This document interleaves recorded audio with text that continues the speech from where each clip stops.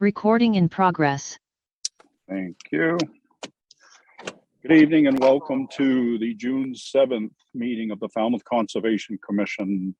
Section 40 of Chapter 2 of the Acts of 2023 allows for the continuation of remote meetings. As such, this meeting is being held virtually via Zoom video conference and is also being broadcast on cable channel 15 and streamed online by FCTV. As this meeting is being recorded by Zoom and broadcast by FCTV, please be cognizant of what you say, how you say it, and what can be seen and heard in your background. I'd like to thank our staff for their continued support to this commission and their diligence assisting applicants. At the moment, we're missing one commissioner that we expect to be tardy. However, we have a quorum. We're moving forward. I'd like to remind you guys that for commenting, I'll call on each of you at the appropriate time. Please refrain from speaking over each other. Also, all votes need to be done by roll call. So when I call your name, please state your name and your vote, even if you've made the motion or the second. To our public participants, at any time during this meeting, you may enter any comments or questions via the chat function. At the appropriate time, they will be read into the record. If you'd like to be heard on a specific hearing, let us know via the chat function. Then at the appropriate time, I will call for public comment. When you are selected, you will be moved into the hearing as a participant. As such, you must have your video enabled, be succinct, and respectful of others. Public comments will be limited to 3 minutes each. Regarding RDAs, under a request for a determination of applicability, the applicant is asking the commission to determine if the provisions of the Massachusetts Wetlands Protection Act and/or the Falmouth Wetlands Bylaw apply to their proposed project. A negative determination is that the provisions of the act and/or the bylaw do not apply. Therefore, the project may proceed as proposed. However, a positive determination means that the provisions of the act and/or the bylaw do in fact apply. Therefore, the project would require a notice of intent application.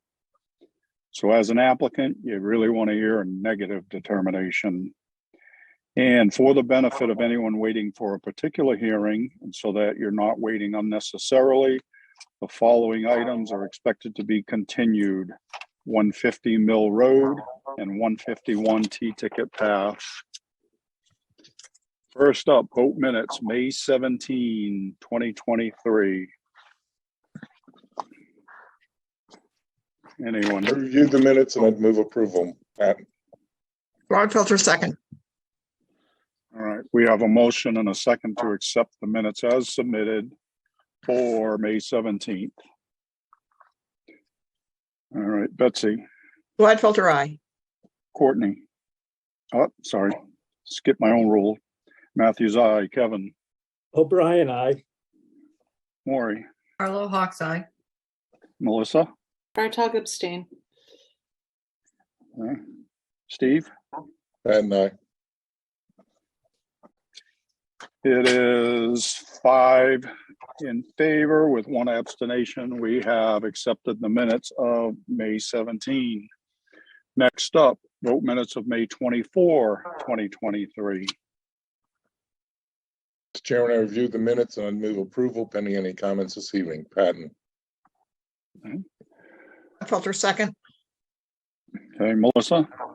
Yeah, thank you, Jamie. I have a question about the minutes. I know I wasn't there, but when I read through them, I think I'm not sure if I found a typo or if it's just obscure.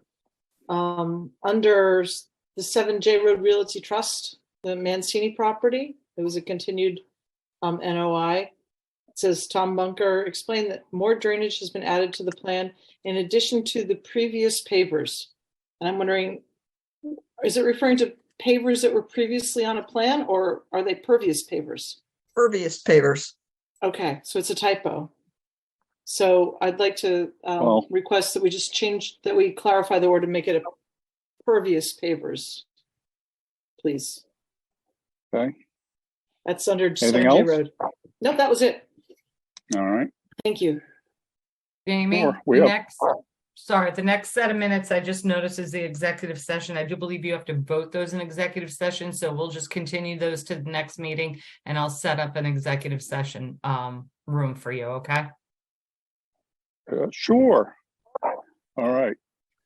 Sticking with the item we were working on, Oh, sorry. we have, no, I'm kidding. We have a motion and a second to accept the minutes as, I'm going to use the word corrected. Sorry, Kristen. All right. Anything else? All right. Betsy? Gladfelter, aye. Matthews, aye. Kevin? O'Brien, aye. Maury? Carlo Hawks, aye. Melissa, you're abstained, correct? Yep, abstain. Thank All you. right. Steve? Patton, aye. All right. Again, 5 with 1 abstention. We have accepted the minutes with a minor edit. Thank you, Kristen. Next up are vote minutes, May 24 executive session. Do we need to vote to continue this or can we just continue it? Yeah, we'll just continue it to next week. You don't have to Okay. vote to continue it. All right. That brings us to a request for a continuance for determination of applicability.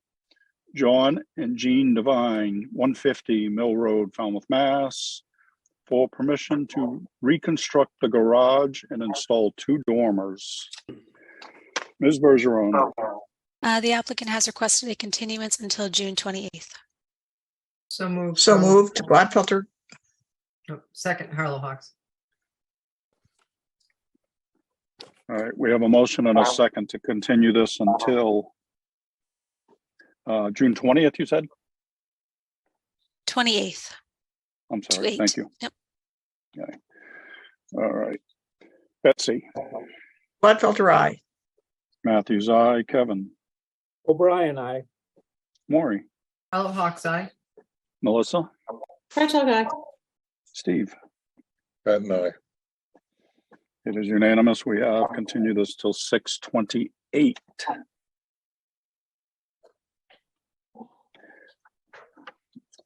Next up.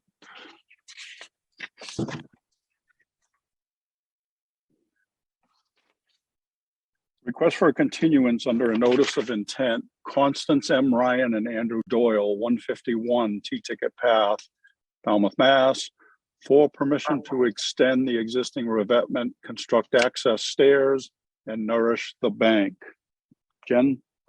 Yes, Mr. Chairman, the applicant is requesting a continuance in June 28th, and we have been assured that they will be ready to present at that time. Is that correct, Alyssa? Yeah.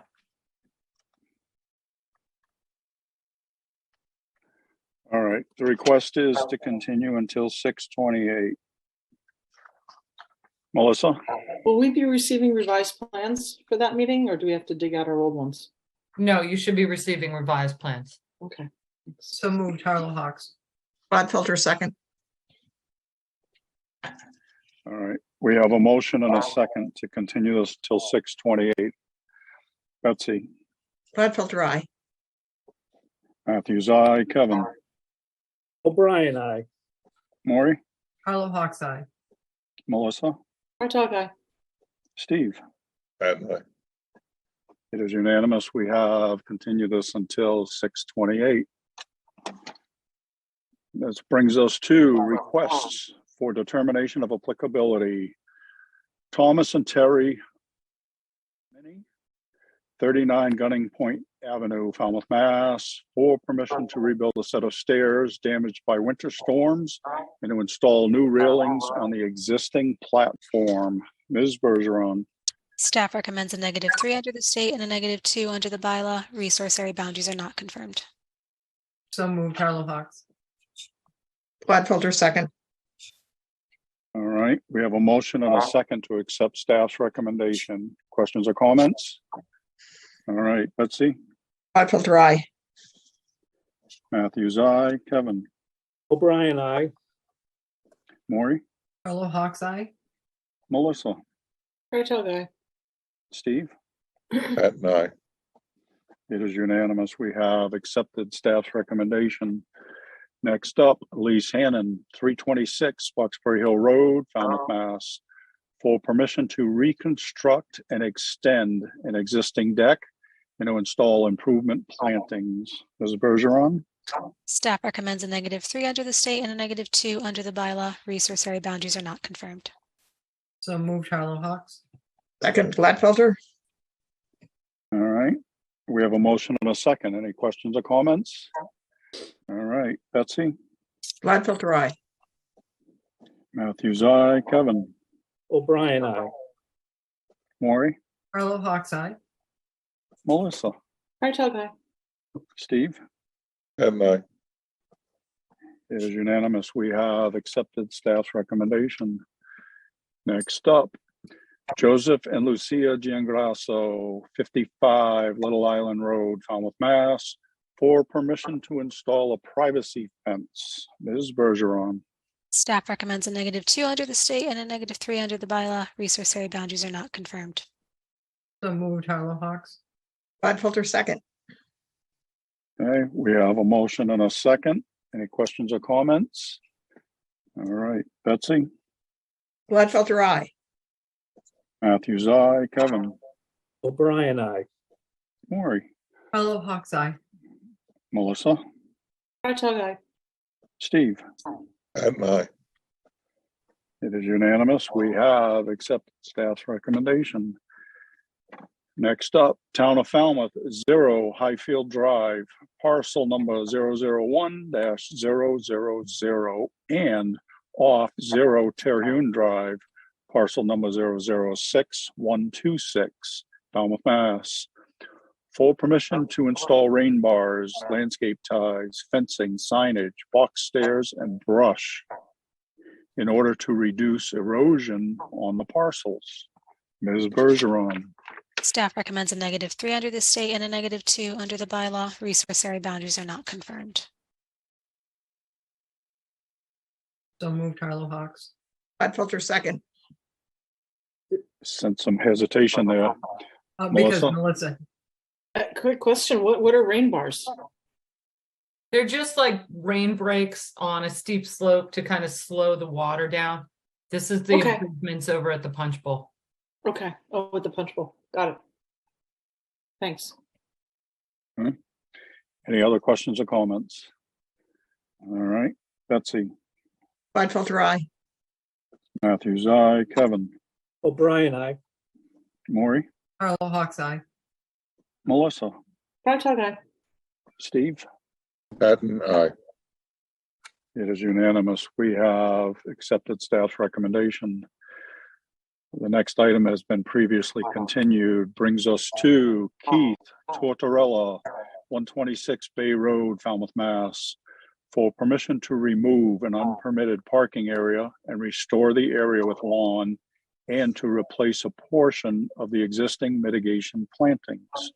Ms. Bergeron, Staff recommends a -3 under the state and a -2 under the bylaw. Resource area boundaries are not confirmed. So moved, Harlow Hawks. Gladfelter, second. all right, we have a motion and a second to accept staff's recommendation. Questions or comments? All right, Betsy, Gladfelter, aye.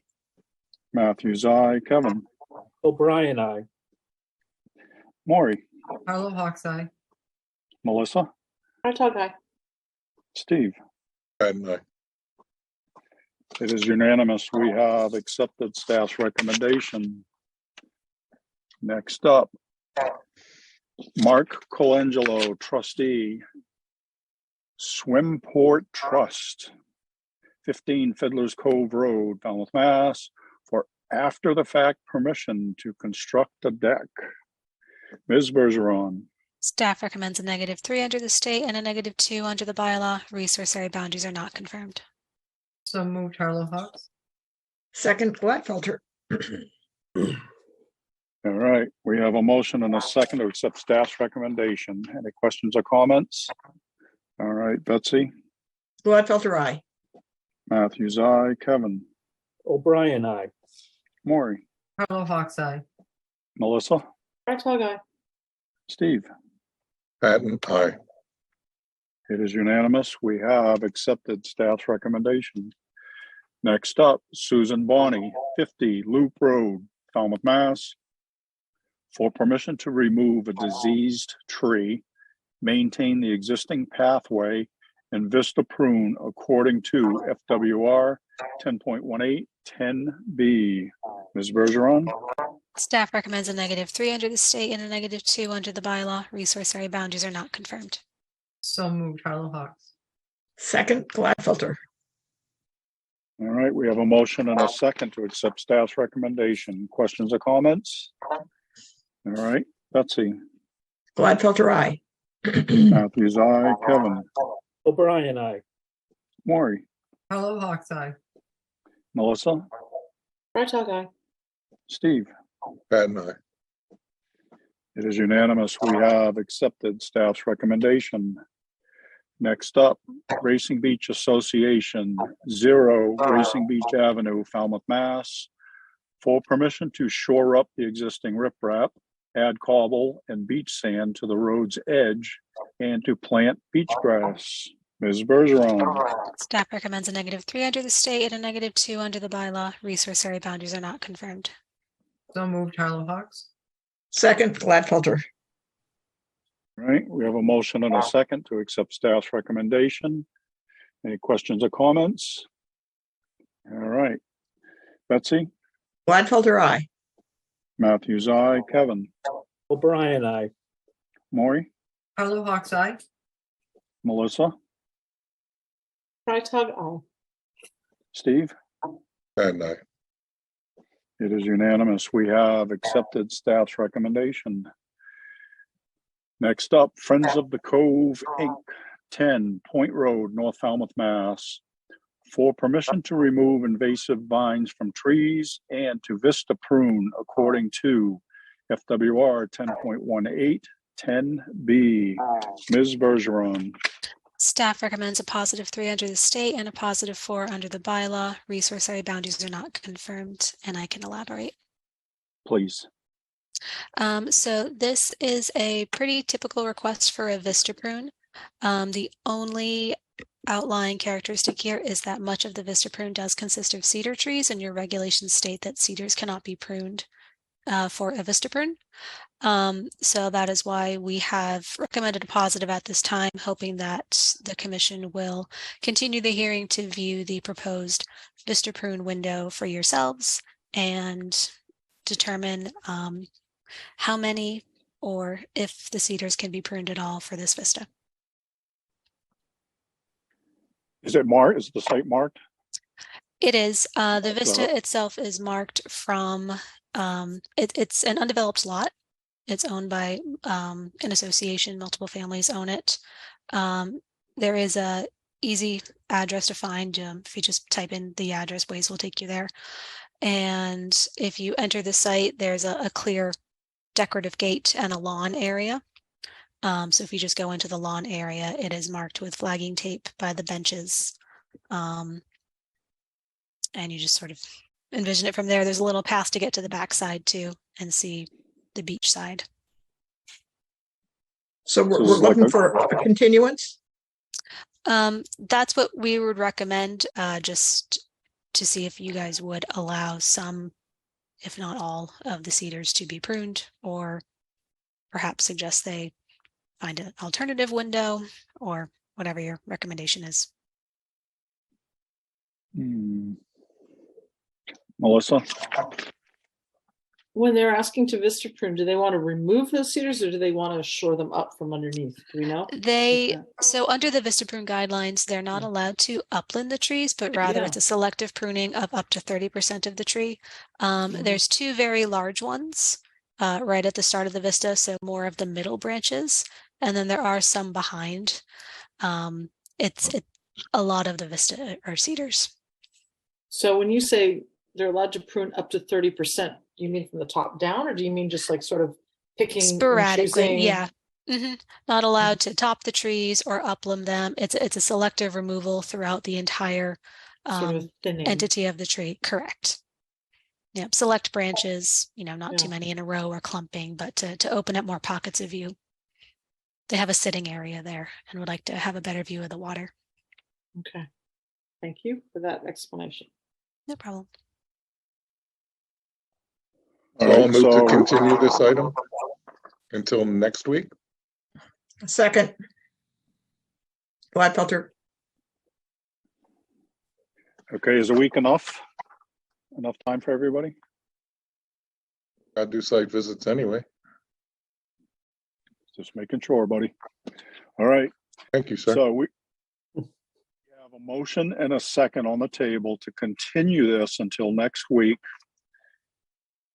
so that we have the opportunity to go out and see those for ourselves. Everybody clear on that? What they'd be looking for?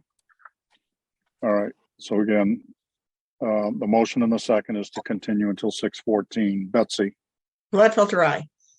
Matthews, aye. Kevin, Brian, I. Maury, Carlo Hawks Eye. Melissa, Rattag, aye. Steve? And I, It is unanimous. We have continued this until next week. And let the record show that Mr. Byrd has joined us.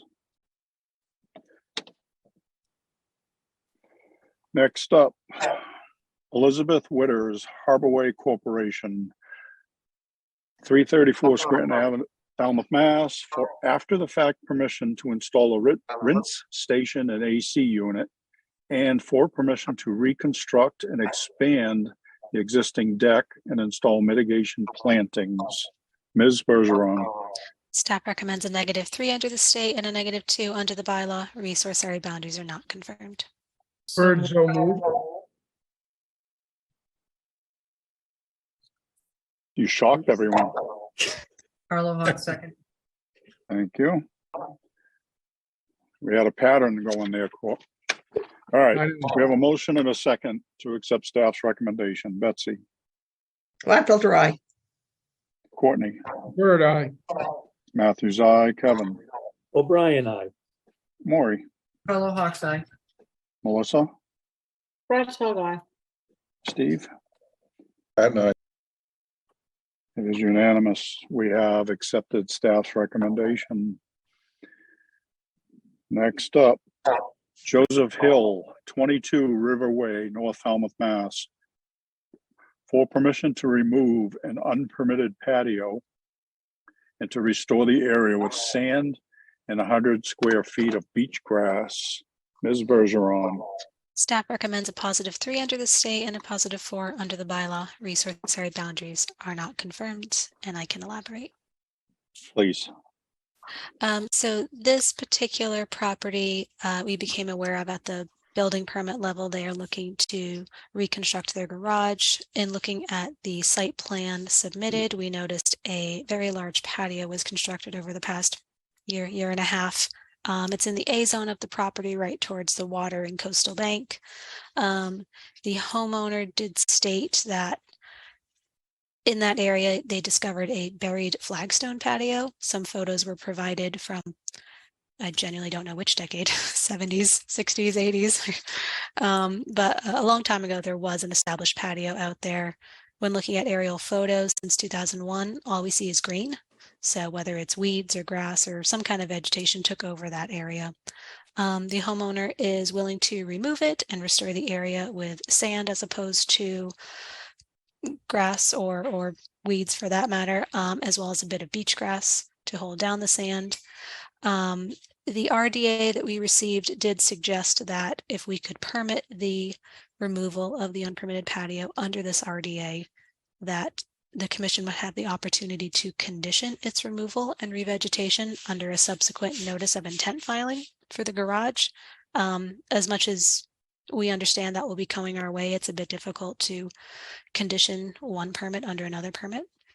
And simply to make sure that the area is restored, we would recommend conditioning the restoration of the area in the A zone. So we were hoping that the board would continue the project so we can send you all the information that we have. You can view the area for yourselves and determine if the restoration is at the level of a notice. Is this something we would normally want to condition? Well, it is because it's an A zone, right? Correct. So if we issued the positives, then it would just get added to the garage piece, right? I Correct. would presume so. Okay, so our options are to issue the positives, which basically denies this, and then, or we could continue it and see if we feel otherwise. Is that fair to say? Okay, Yes. Courtney? You know, as a philosophically, I have a bit of a problem conditioning RDAs because they're not recorded with a deed. Now, some of that you can do, and it's a judgment call. But, this sounds like a fairly sizable project, and my feeling is they ought to do a notice, frankly. They have to do a notice with the garage work. Yes. So, one sec, Melissa. So if we issue the positive, then this would just into that. Yeah. I think I said that, but I'm just trying to make sure I'm saying it right. Melissa? Do we know what their timeline is on the other notice that they're filing for? Is it I recent or- believe they're eager to get the project going. They do currently have a building permit application filed. And when I realized it was in our jurisdiction, I looked a little closer at the project and discovered this. I believe they're nearly ready to go with the notice. So fairly soon, I would suggest. So if we file the positive, then they can just add this to the notice and it's done in That's an a option. couple weeks. Yeah, okay. I'll make a motion to support staff's recommendation of a positive determination. Bird second. Okay. Yeah, I don't see any point to continuing it because if we think it should be conditioned, there should be conditioned. So, Okay. all right. So again, we have a motion and a second to accept staff's recommendation, which is a +3 and a +4. Everybody clear on that? Any questions or comments? All right, we're voting. Betsy, Gladfelter, aye. Courtney, Bird eye. Matthews, aye. Kevin, O'Brien, aye. Maury, Carlo Hawks eye. Melissa, Fractal guy. Steve? Patton, aye. It is unanimous. We have accepted staff's recommendation of a +3 and a +4. All right, next up, continued request for determination of applicability. Chappaquiddick Associates, care of DJ Boss, Associates Road, Falmouth, Mass, for after-the-fact permission to resurface a paved roadway. And before anybody jumps in, we're kind of sort of going to treat this as a mini NOI in that we're going to let other people speak on it as presenters. Jen? Yes, Mr. Chairman, I am promoting Mark Dibb and Raul up from Cape and Islands and Mr. DJ Bossy from the Homeowners Association on Chappaquiddick Road. I do believe, Mark, you wanted to hear what the board had to say before answering any questions? Correct. Yeah, we would like to get their opinion on their site visits and we'll go from there. Okay, Together. excellent. All right. Raul, you on board with that? Right. Welcome, Mr. Bossy. All right, so I was wrong. We're not going to treat this like a presentation. So, Ms. Bergeron.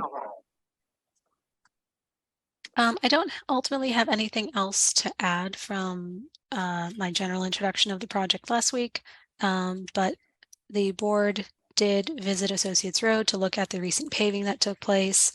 Much of the road is either in a flood zone or in a buffer zone, and typically this type of project would come before the board in some capacity prior to taking place. So staff recommended a positive, leaving the decision in the commission's hands as to if this project can be permitted after the fact under an RDA, or if it should be brought to the level of a notice and reviewed for the state's stormwater standards. Okay. Jen, you have anything you want to add at this point? Only that if it had come to the board, come to the staff under an RDA to begin with, our job is to protect the resource area and improve the situation. So we would have recommended that appropriate, since there's no drainage on Associates Road. there is no drainage structures out there now, we would have recommended that appropriate drainage be placed in the commission's jurisdiction, especially near the beach areas. Okay. All right, so I'm going to poll everyone for comments. So Betsy, you're up first. So I went out there today, which is after we didn't have a huge rain at this part of our part of the town, but I think it looks fine as it is. I don't think it needs drainage structures. All right. Raul, you have competition. You have a new engineer on board. Courtney. I've been so busy down in Penzance, I honestly didn't get there. I have no comments, therefore. Okay. All right. I went out there, I drove around extensively, and I kind of agree. I don't think it's really a problem. When I first heard about it, I thought it was like fixing multiple potholes in succession, and then somebody said, let's just do the whole thing and be done with it.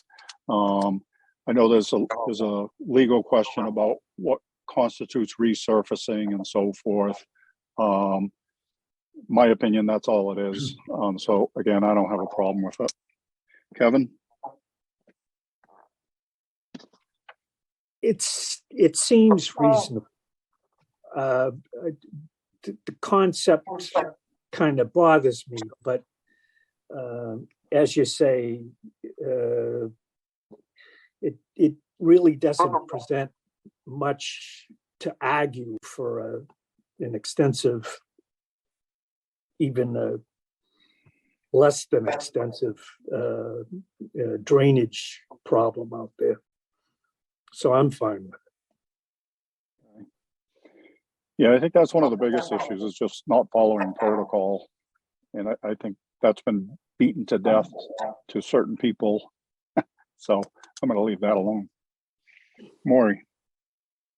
I went out, as did Betsy, this morning. I wanted to see how after the rain, if there were big puddles or, washouts. And I didn't see any. The only place that maybe if they want to put some trap rock was down near when you go to the very, I don't know, I guess it would be the southeast end where then it goes into it's by the barn. But they put gravel down and there was no puddling.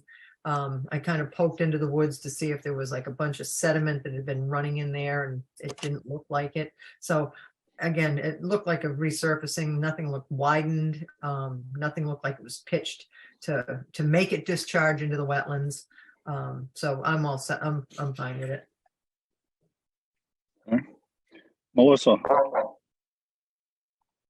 So I wasn't here last week, so I won't be able to vote on this, but I do have two thoughts. One is there's no puddling. Does that suggest that everything's flowed off and into the resource area? I mean, I know Maury looked at one spot there.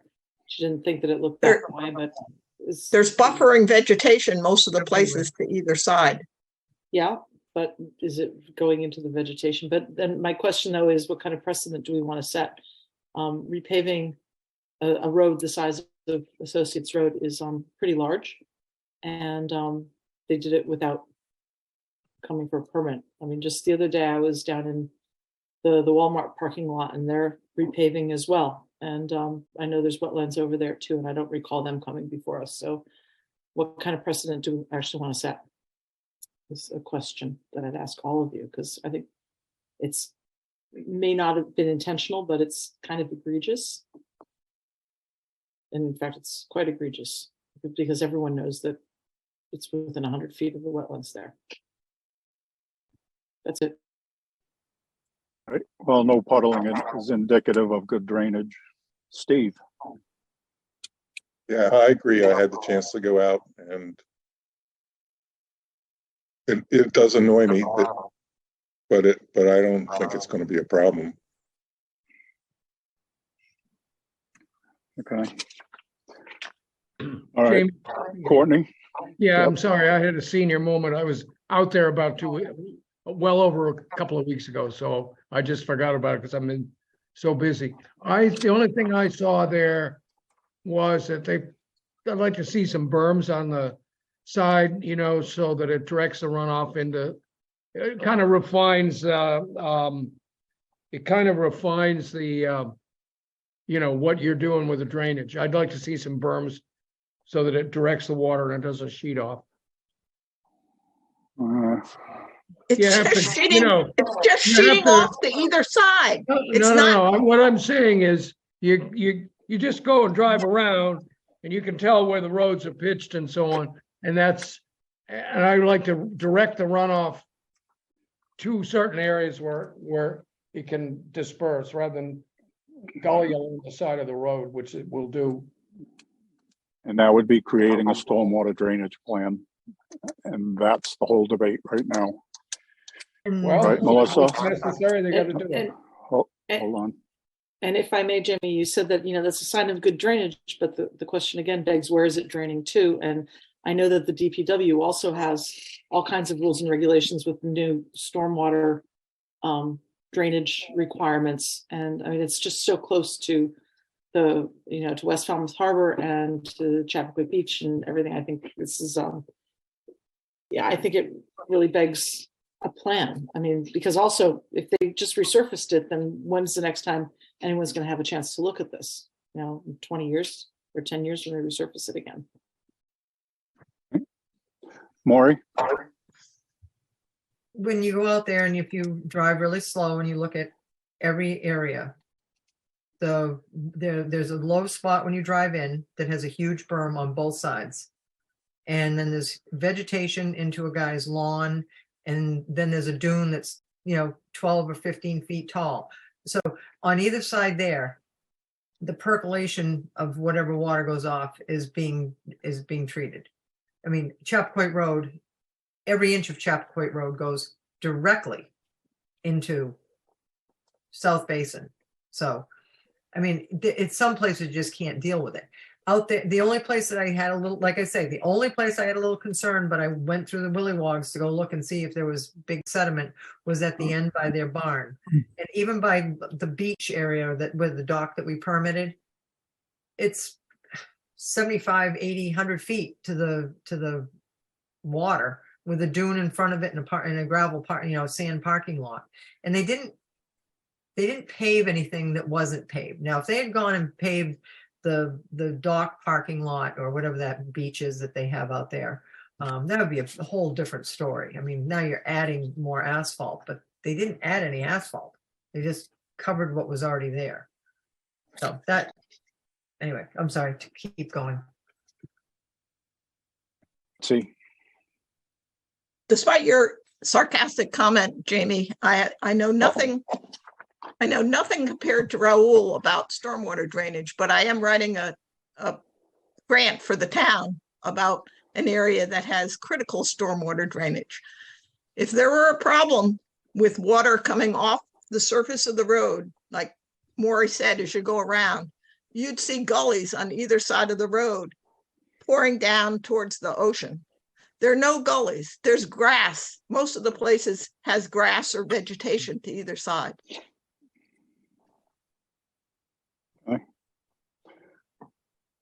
all right. Any other comments or questions from the board? All right. Raul or Mark, Mr. Bossy for that matter, anything you'd like to add at this point? I would just like to concur on a few items. We definitely agree there's no expansion of the pavement. Historically, the association has always tried to contact conservation staff, other miscellaneous jobs that have come up. I think they've had a good track record themselves. This particular project, I think a pavement contractor believed this was a minor activity for the Wetlands Protection Act. It did not require a permit. So, again, that's why we're here. I think that's why we ended up here. And I agree that the workmanship of the paving, the driveway tie-ins, and it didn't create drainage problems. and just historically, I don't believe there are drainage issues throughout that neighborhood. And there also are good vegetated buffers. We just believe that the drainage, the driveway, and the way the work was performed well, and everything works well on site. Thank you. Jen? One clarification on something Mark just said. Yes, it is considered a minor activity under the Wetlands Protection Act, and the board can allow it to proceed under an RDA. I don't want the term "no permit is required" out there with residents and contractors thinking they don't need to come before us. This should have come under an RDA or a notice for the board to determine whether or not it would be a negative or a positive. The statement that no permit is required is a bit not misleading. Mark, I'm not saying that you're misleading the board. Yep. I'm thinking people can take that statement the wrong way. And I just want to be clear that if a permit wasn't required, the board's, it's still within the board's jurisdiction. You still should have seen it under at least the RDA process so that you can determine as a board, as the commission, that a notice of intent, AKA the permit, is not required. So I just wanted to make that clarification under that minor activity comment. All right, Mr. Bossy. Yeah, I would like to apologize to the commission. As you all know, I've been in front of all of you for the tennis court, for Little Pier and Big Pier. And this, I'm a new trustee this year. And one of my tasks were to get some bids in to do this work. And I received 2 bids from 2 contractors. One was actually Eversource's paving contractor, and another one was a local contractor. And during this time, unfortunately, I asked the question is, do we require a permit to do this work? And both of them who have done extensive work here, the one from the Eversource group have actually done a fair amount of paving, fixing the failing infrastructure on the island. And unfortunately, both said you don't need a require permit. And I took that as I don't need conservation's approval. And so I would like to apologize because that's where it went a little awry. I walked and showed Jennifer the damage at Big Beach after a big January storm, and all the damage that occurred at Big Pier. And at that point, we were planning and working on it. And if I had just asked the question, do we need your permission in front of the commission to do a repaving When they of the put your circuit? hand down. That would have we would have avoided this, and we would have had these discussions. And so, as a trustee and part of trustees, we apologize for not coming in front of the commission. But it was more standpoint of not of getting bad information, and we ultimately went with a local contractor because we wanted to give the work to Falmouth and to our local contractors. And but ironically, we would have done the same with the group from Boston who had done work here on the island before.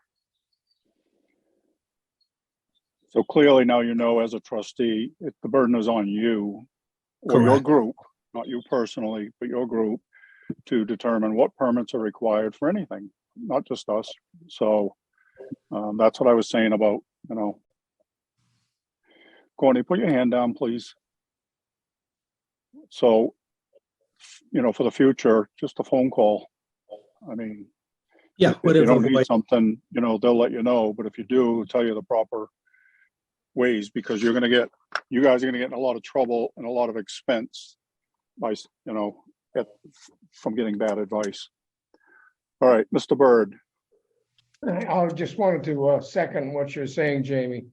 You know, I've been in the contracting business for 40 years, and you know, you don't go to a subcontractor to inquire about what the rules are in conservation. You want to get the rules on conservation, you call the conservation people. That's what Jen's job is. Yeah, You just and that's all we're down the saying, road, Mr. Bossy, is, you know, you Don't guys are don't acting rely on as, your subcontractors to know conservation regulations, because they don't, or they're self-serving. They want the job and they just assume not have to worry about conservation. That's all I want to say. thank you. Jen, I'm just gonna wrap this up, Mr. Chairman, and say, thank you you. know, the association does call our office quite often to ask about activities on the island. So I am in constant contact with Mr. Bossy on a number of the projects out there, and they always come to me, either the trustees, the caretaker. I'm always being called about, you know, how they go about permitting something that needs to be repaired or completed on the island. So I don't think this will happen again out there. I just want to make our position clear, that's all. All right, so in the interest of moving forward, I would say we have two options. We can issue a negative determination or positive determination. So I would accept the motion of either from any commission member. I'll make a motion to issue a negative determination. Harlow Gladfelter. Hawks, Harlow Hawks second. Okay, so everybody clear on that? We have a motion and a second on the Yes. table to issue a negative determination. All right. Any other questions or comments from anyone? All right, we're voting. Betsy, Gladfelter, aye. Courtney, Heard no. Matthews, aye. Kevin, O'Brien, yeah, aye. Maury, Harlow Hawks eye. Melissa, She's not on the To quorum. abstain, You're yeah, abstain- I'm sorry. I'm not on the you quorum. said that. Steve? No, Okay. With one negative vote, we have issued a negative determination. Mr. Dibb, I'd like to compliment you on your mobile office. Thanks, Jamie, Raul. may I You made a compelling argument. Thank Can you, I make everybody. one comment? Did you say yes? Yeah, so just to follow up. Anybody who sees water and you want to do something, just check with the conservation office. It's just a good first step. And obviously you know that, Mr. Bossy, because that's what you usually do, but I know. I will just keep it at that. It won't happen again. And I Good. apologize. Thank you. that's Thank fine. you, Sarah. Thanks, Raul. Thanks, Mark.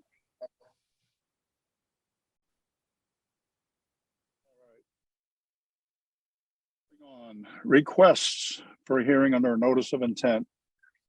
All hearings of the Falmouth Conservation Commission are held simultaneously under the authorities of the Massachusetts Wetlands Protection Act and the Falmouth Wetlands Bylaw. Although a single decision of the commission is issued, it represents a separate decision under each authority. As a reminder, public commenting is limited to 3 minutes. So I encourage you to stay within the purview of this board for the rules and regulations of the Wetlands Protection Act and the Falmouth Wetlands Bylaw and how they pertain to a particular application. The chair reserves the right to stop any commenting that is disparaging or inconsequential to the hearing. And for applicants and their presenters, one at a time, I'll tell you who speaks. How about that? Hope that's clear. Not tolerating people tripping over each other anymore. Thank you. All right. First up, Sarah Pacchini, 11 Bigelow Street, Falmouth, Mass. for permission to raise, RAZE, an existing single-family dwelling, construct a new single-family dwelling with an attached garage, porch, and patio, install dry wells, and reconfigure the driveway. Jen? Yes, Mr. Chairman. Raul's here from Cape and Islands to present his project. I'm assuming it's you, Raul. I think it's going to be the Raul show tonight, correct? It is. Yeah, okay. You're always welcome. Mr. Lizardi, you're up, sir. Thank you. Good evening. For the record, Raul Lizardi from Cape and Islands Engineering, representing the applicant, Sarah Pizzini, for her project in Woods Hole, actually, 11 Bigelow Street. I will share my screen if I can. Sure. So this first picture, hopefully everybody's seeing it. This is the locus plan. So right now, what we're showing is Woods Hole, and the arrow is pointing at the residential property where the project is proposed to take place. This notice of intent was filed with a plan from Cape and Islands, and the whole project is for a complete raise and rebuild of the existing dwelling. Also reconstructing the driveways, which are paved driveways, and removal of trees and replacement of the trees one-to-one. The resources on this property and within 100 feet is land subject to coastal storm flowage. And if I go to this second zoom picture, the flood zone is towards the left of the picture, which is the west side. The east side of the flood zone is above the flood zone. Also, because of the slopes of the landform, there is a coastal bank in the front yard. And it's a coastal bank that actually continues in the front yards of all the neighbors. It is no steeper than 25%. So this coastal bank does not have what we call the Falmouth Buffer Zone A. So strictly it's a Buffer Zone B. The proposed project is actually a reduction in total square footage for the structure. We're reducing a little more than 600 square feet in terms of structure. This structure is going to meet all the setbacks for zoning. And in terms of total lot coverage for impervious surfaces and development, it's a reduction of approximately 130 square feet. So we're not increasing impervious surfaces. We're not increasing structure areas.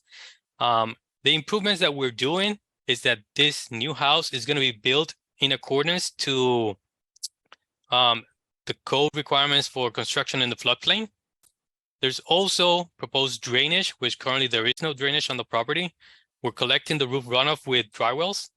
And for the proposed driveway, we're proposing a trench drain at the bottom section of the property line, discharging into a subsurface leaching. The proposed trees that we're showing, it's along the outer edge of the property.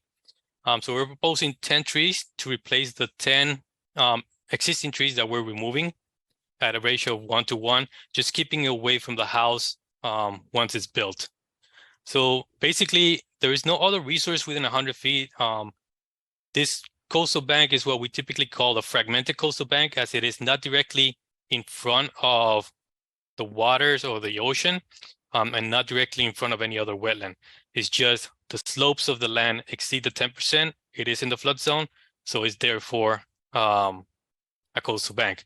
But this one is not one that triggers a buffer zone A. Mitigation plantings are not required. What we're doing for mitigation is drainage and replacement of the trees 1-to-1 and building the house in accordance to flood zone construction. That's my presentation. If anybody has any questions, I'll be happy to answer. Thank you, Raul. Jen? Raul, you said there's no increase in impervious surface as you're calculating, how did you put it, for lot coverage? Yes. Lot coverage is zoning calculates their lot coverage a little differently than we do. So in our regulations, is there an increase in impervious surface the way we calculate it? No increase. In this particular case, the patio is considered lot coverage for impervious surfaces for zoning. The driveway is impervious, so it's considered in lot coverage for zoning. The walkways are completely impervious, so it's all considered. So in this, not always the case, but in this case, they're one and the same. Okay, excellent. Just wanted to clarify that for a mitigation thing. All right, thank you, Raul. I have no other questions, Mr. Chairman. All right, Ms. Bergeron. Just a quick note, Raul. I lost the direction on the plan, but the top and bottom property lines when you were sharing it, some of the tree placement might be slightly under the neighboring trees, so those might need to be adjusted a bit in the field. Perhaps either moved closer to the middle of the property or just redesigned in general. But just a note about that. We Thanks. can agree to something like that. That could be a installation time decision. All right. Commissioner comments. Courtney. So, Raul, you're actually reducing the total amount of square footage. Yes. So, as an aside, I'm surprised you're not asking for reverse mitigation. No other question. Only you, Courtney. Kevin. No questions, Mr. Chairman. Maury. I just had a couple questions. The 14-inch cedar that's right on the property line on Bigelow Street, is that yours or is it in the street layout? Towards the northwest. Yeah, it's right. It's the 14-inch. Yes, it's right on the property line on Bigelow Street. It would be northwest. And why are you cutting down the 14-inch, I mean the 18-inch cedar? And there was the two cedars, again, all the cedars on the north west side, there's an 18-inch and a 14-inch cedar. And they're really not in the way. You're going to replant all along, I understand along the property lines, but those two particular trees are healthy and beautiful. And they're in a vegetated area. And I want to know how you're going to be, are you going to be taking out vegetation to plant these trees after you cut down the trees? Because most of them are being planted all in our existing vegetation. So I'm gonna share my screen once again, if I can. So if I understand correctly, there is this one cedar tree. This is where the new driveway is gonna go, because we're now aligning the driveway straight into the new garage. The existing driveway is currently slanted. Yes, that's the one I asked if it was yours. Yeah, on so your that property. one is in the property. So yeah, that one is one that's going to be close to the new driveway. Okay. As long as it's yours, I understand the driveway has to go in. And then the two to the northwest, further up. Let me see if I trying to see if I have a better view of that Only other because one. it's a 14-inch and an 18-inch cedar, and they're already in a vegetated area, so. And other than that, it's a good plan. I just thought those two particular trees and the question of if one of them was yours, if you were allowed to plant it and then to cut it down. And you don't have any, and the size of the trees was very substantial that you're replanting, which was nice. Yeah, I apologize. I don't have a clear picture of those other two. I do know the one that I pointed out is the one that's in the middle of the driveway. Yeah. The ones to the north, I see it on the plan view. I guess we can revisit the idea of trying to save those two and eliminate the two trees that are being proposed nearby to not crowd those two cedars. It would be nice. They're beautiful cedars, and you don't get an 18-inch cedar for a long time, and you're not planning to plant any cedar trees. Or are you? Yes, I think there's- Planting no. Yes. Yes, your Tupelos, red maple. But you White oak, yep. Yeah, 5 to 7 feet tall, and those are like that 18-inch one is probably 35 feet tall. So anyway, those are my only concerns. I'm not going to hang on that, but in the deliberation, we can maybe save those two. Thank you. Thank you. Melissa? Thank you, Mr. Chair. I'm going to piggyback onto Maureen's comments, and I'm going to suggest that maybe that 14-inch cedar that she's talking about where you want to put the driveway, the town has a 40-foot layout there. My guess is that that's part of it's actually a town tree. And I'm going to move my attention down to the 18-inch oaks to the south of the house, wondering why those are coming out, because they are on the property line and there is no construction going on right there. And, you know, you folks are offering to replant just around the north and the east perimeter, it looks like, with, I mean, you've got 1, 2, 3, 4 different varieties of trees, but you don't, and you're doing 2 to 2.5 inch calipers for these 18 and 20-inch trees. Are you planning on any other mitigation? And then also, you have this new stone walk going through what you call bushes, but you know, right behind that 14-inch cedar, there's a 3-trunked something. I don't remember exactly what it is, but it had 3, 4 to 5 inch in diameter trunks, which I'd call a tree with 3 trunks, and a couple of other large woody pieces of greenery, I guess is what it is. And I'm a little concerned that everything's getting ripped out on a coastal bank that actually shouldn't be driven upon, let alone have everything ripped out from it. I mean, we want to keep it stable. So I guess I'm challenging you on that cedar tree that Maury brought up, the first one, and then about the oaks on the south end. Actually, replacing these all with 2 and 2.5 inch diameter trees. It's a little sparse. If I could jump in and try to answer, let me see if I can find a better picture for the south area. Yeah. For those who went to the site, there is a retaining stone wall on the south side. When the existing house gets ripped out, all these walls have to come out.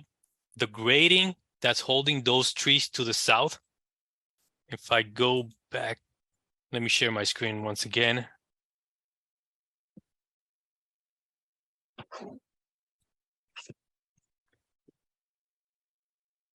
So once we remove all these retaining structures and the existing house, that it's also a retaining structure, and prepare for the construction or the installation of the footing for this portion of the new garage, these trees will be compromised. So we don't want to affect these trees and try to protect them, and then in a couple of years down the road, they die or fall on the house. So it's best to proactively just take them out, replace for them. We believe it's just a better solution just to replace something new in a better location that will work with the new house. This house is also being built higher than the existing one. So any branches that are currently going from these trees over on top of the house will have to be trimmed out. And at that point, are we doing more harm to those trees if we try to save them and they may die, than rather to just replace them now? These are the 2 trees that I believe we can agree these 2 cedars, they're out of the way. If the board agrees to just condition those 2 to remain unless they're found to be deceased or anything like that, I don't really know what their condition is, then we can accept something like that. This one, just for the purpose of a straight in out driveway without the room to actually do a turnaround, this one cedar tree will still need to go. So we're just proposing to replace that one. But if the tree isn't on your property, then it can't go without permission from the town. The tree straddles the line. I mean, the tree is not just a point. It's got a diameter to it, so it does go into the property. Yeah, but it also is in the town property. But so then to reiterate, this on the south side of the house, you're proposing to remove 4 trees with a total of 64 inches of caliper inches of trunk, and you're going to replace them with 4 2 to 2.5 inch trees. So that's right. You're replacing 64 inches of caliper inches with 8 inches. Right, we're replacing 1-to-1 ratio on trees. Right. What about the shrubbery area, the bushes where the stone walk is going to be, that you call bushes but look like hard trees? They're ornamental shrubs from the homeowner. Mm-hmm. There's gonna be ornamentals after that. So we're just There will be. removing those ornamentals. It'd be nice to have a plan of what's going on afterwards. I mean, if you're removing them, are you removing them to work there, or are you and to drive on the bank, or are you removing them because you just want to replace them with other ornamentals? We're removing it because we're building a walkway to access the street straight out of the house. The walkway that crosses the coastal bank. I know that we're all talking about this. It meets the definition of a coastal bank. But this is what we're looking at. This slope over here, mm-hmm. It's steeper than 10%. Mm-hmm. It's not the primary coastal bank on Woods Hole, but it meets the definition. This is not going to be destabilized by the proposed work. Once the work is completed, this bank is still going to be protected. It is still going to be covered with grass and landscaping. These are the shrubs. They are shrubs. That's actually the shrub I was talking about. They are ornamental shrubs by the homeowner. So yeah, this shrubbery is all coming out. So yeah, that's what we're proposing. So what are the plantings that you're going to put in there? The homeowner will have his options for landscaping. So that will be landscape plantings, replacing landscaping from landscaping. No requirement on sizing of them.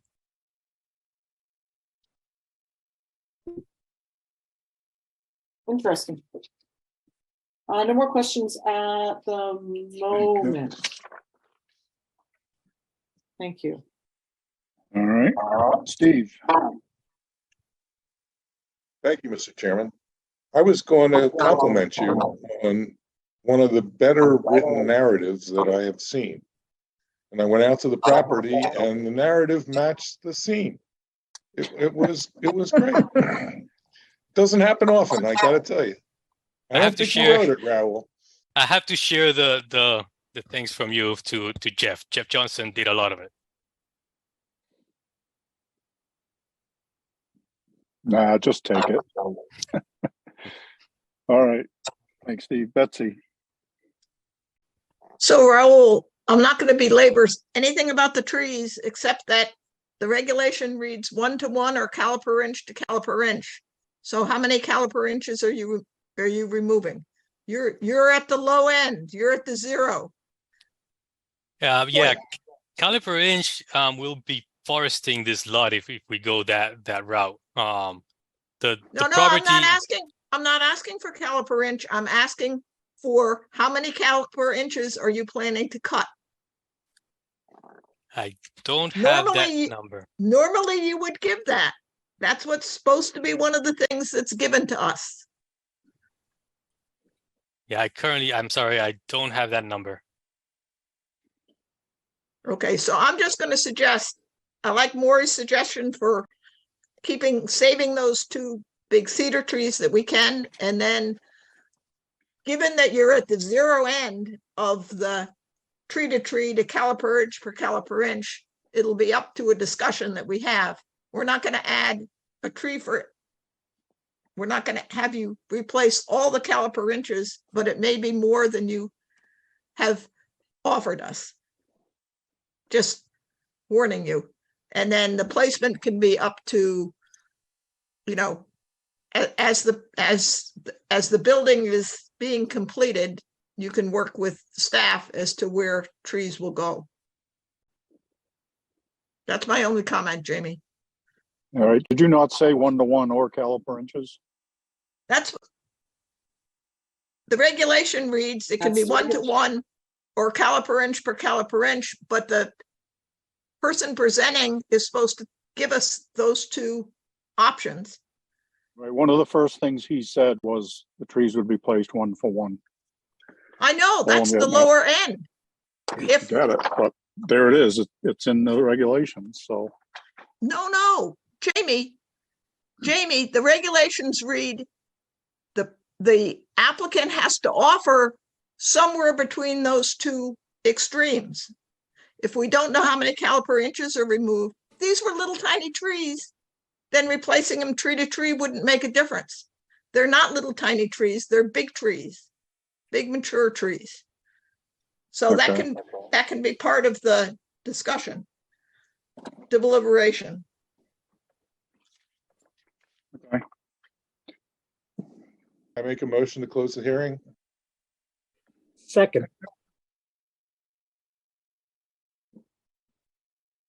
Sorry, Melissa, I didn't see you. Hold on. Jen, is there anything in the public chat function, please? Nothing in the public chat, Mr. Chairman. Thank you. Melissa? Thanks, Jimmy. I'd like to point out too that there's yet another cedar tree that's also asking to be removed, and it's a double trunk cedar that is a 20-inch, another 20-inch cedar in the backyard. So we've got 18-inch, 14-inch, 14-inch, and 20-inch cedars. And then those are just the cedars. That's just 4 of the trees being removed. And that 20-inch cedar is actually quite a beauty as well. I would like to suggest that at least the cedars get saved. And, you know, if it means tweaking the design a foot to save them, then it means tweaking the design a foot to save them. If I could answer that one, the cedar on the backyard is the one that's right next to the proposed house. We wouldn't do any tree or keep any tree within a 6-foot, or probably not even within a 10-foot perimeter of the house. There's no way that this house is going to move that far away from that tree to preserve it and meet zoning setbacks. Well, it's a 20-inch tree, and so, you know, you add it to the 64 inches that are just on the south side, and then I'm not going to do some quick math though, but another 20-inch oak and 17.5-inch white birch and 20-inch cedar, 14, 5-inch cherry and 14-inch cedar. I mean, we're talking far in excess of, you know, 120 caliper inches it's going. So I would strongly suggest that you find a little more than just a vague. Listen, we can discuss that in deliberation. I know. All right. Anything else? All right, we have a motion and a second on the table to close the hearing. If there's no other discussion, going once, twice, we're voting. This is to close the hearing. Betsy? Gladfelter, aye. Courtney? Bird, aye. Matthews, aye. Kevin? O'Brien, aye. Maury? Carlo Hawks, aye. Melissa? Aye. Steve? And It is unanimous. We have closed this hearing. Thank you, Raul. Thank you.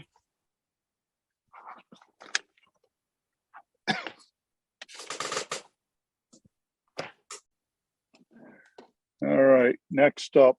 Town of Falmouth Waterways Committee, corner of Scranton Avenue, and Clinton Avenue, known as Simpson's Landing, Falmouth, Mass.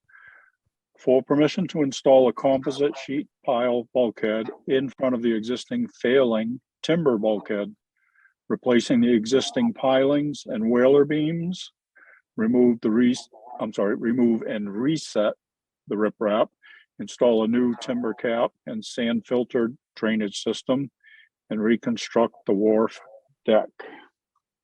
Jen, Yes, Mr. Chairman, Raul Lizardi from Cape and Island Engineering is here to present the project. I have also promoted up Greg Frazier, the Director of Marine and Environmental Services. excellent. Mr. Lizardi, you're up, sir. Good evening. For the record, Raul Lizardi from Cape and Islands Engineering, representing the town of Falmouth. And as Jen mentioned, Greg Frazier, the Falmouth Harbor Master, is also joining us. I will start with sharing my screen if I can. Sure. So this first image is the locus map. What we have here is Falmouth Inner Harbor. And this property is at the tail end on the west side of the Inner Harbor, but the end of Clinton Avenue. Clinton Avenue continues on the east shores of Falmouth Inner Harbor. For those who know the history here, this used to be a bridge. So the proposed project at this location is something that was somewhat approved. Some of you commissioners may know of the project about 10, 12 years ago. The town took the task of restoring or improving the bulkheads at 4 different sites that were owned by the town in the Falmouth Inner Harbor. The main marina was one. Simpson's Landing was the smallest one, and also the last one that was attempted to do the repairs. Although being the smallest one turned out to be the most difficult one, the improvements from probably 2 years ago that they tried to do it were not successful.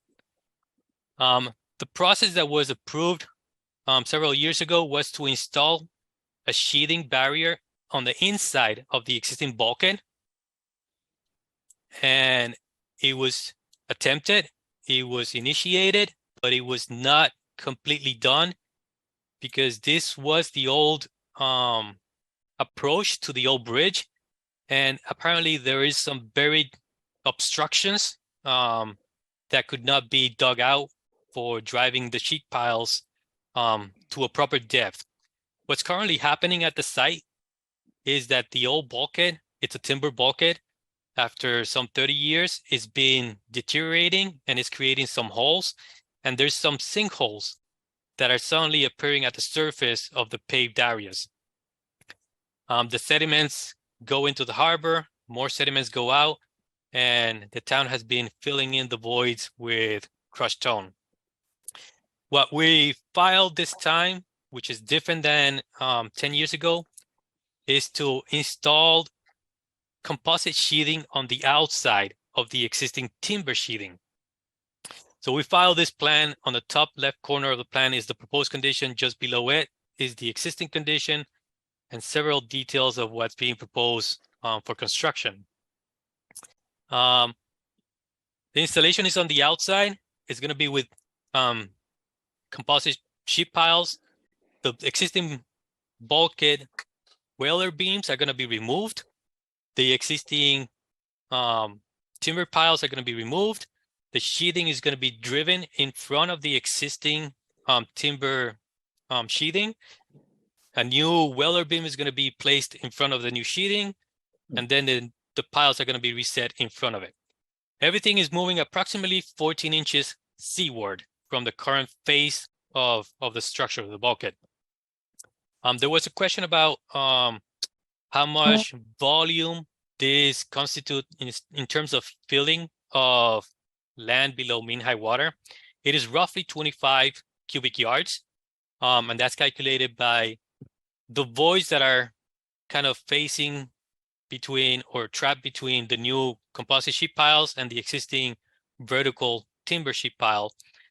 That void occupies approximately 25 cubic yards. There's a portion on the west side that there are some riprap stones that have to be moved temporarily to allow for the installation of the sheet pile, and those stones are going to be put back in place. This portion of the wharf, it's also going to have to be removed. The decking has to be removed so we can remove the existing timber piles, install the new sheathing, and install the piles back again. We did do under determination of applicability sometime last year, we did test pilings in front of the existing bulkhead to make sure that there were no obstructions like it was the case on the inside of the bulkhead. All the test piles that we did, we find that it was clear to drive new piles and new sheathing. So we're comfortable that we will be able to successfully make this installation and properly seal the voids that are currently causing the sinkholes. So that's the project. If there's any questions, I'll be happy to answer. Thank you, Raul. Mr. Frazier would like to address anything at this point?